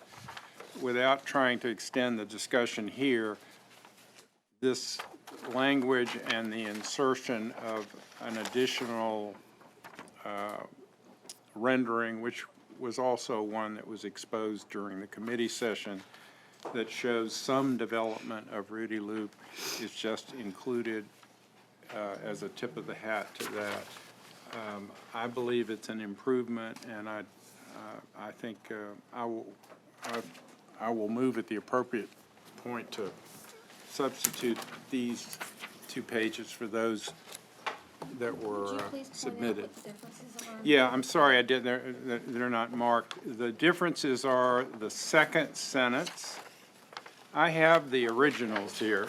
I can give you those. They're not marked, but I can show you. Which page? 40 on 41. Here's the no, that's not it. Sorry. Somewhere I have the originals. But the new sentence is, the second sentence is changed and the last paragraph is changed on 41. The second sentence of the first paragraph and the last paragraph, which is just one sentence, is changed. And on the on page 42, the change is the insertion of an additional rendering there that shows 2 versions of that. Can we get this digitally so that we can share it on social media and engage the public so they know that Sure, someone's proposing that I'll it be a be happy development to versus a park? I'll be happy to send it out, or get somebody, Ron, maybe you can do that for me if you would also. We've already had one public hearing on the original, and this is a change. I think I would certainly, the public needs more time to know that this, matter of fact, I hope we were to go out in the community and get more input from people who out in the neighborhoods, like when I have my town halls, that's when people who don't come down the ocean front. But we'll have a chance for a robust debate. Everybody knows what my position is. Further discussion, Jess? Are we done with this discussion? Yeah. Okay, I just wanted to pass out, because we had the discussion at the retreat, I wanted to pass out the ordinance on district voting for you all to review. I'm not asking for any discussion today, but I would like to discuss it hopefully at our next meeting or when it's appropriate. And then I also am passing out the resolution I mentioned at the retreat very briefly about the Urban Agriculture Advisory Committee. Both of these ordinances have been passed out multiple times before, but I am going to start moving them forward, but I wanted to make sure everybody had enough time to re-review them, and then when I asked for discussion time, did I pass out the same thing twice? No, you just one direction and one went the other. That was a good idea. So I just wanted to give everybody a heads up with our new policy that I'm going to be bringing it back for discussion. Just one thing, given that she passed it out, I do know that it goes back to in the 80s, maybe it was 90, 91, we did have the Mayor's Commission on Redistricting and the district number. That report should be somewhere in the archives. It would be good to dig that out and just share that with all the members. That was Don Clark. Some people might remember Don Clark and others. But that's the last comprehensive thing I believe that's ever been done from a commission point of view by the city. Well, I think it'd be good. You're gonna send this to us electronically? That's in that report. Well, yeah, but that was in the eighties. True. There's been history since the eighties. I'm passing out the original page. I think This- all The the one that's being passed cases, around now we is oughta the know that. original. Yeah, I'd be happy to I'd really like request to have a history and I would love also for how it came to, there was 2 years, I think it was a referendum in the mid-nineties, how it got on the ballot. Council voted it, I was there.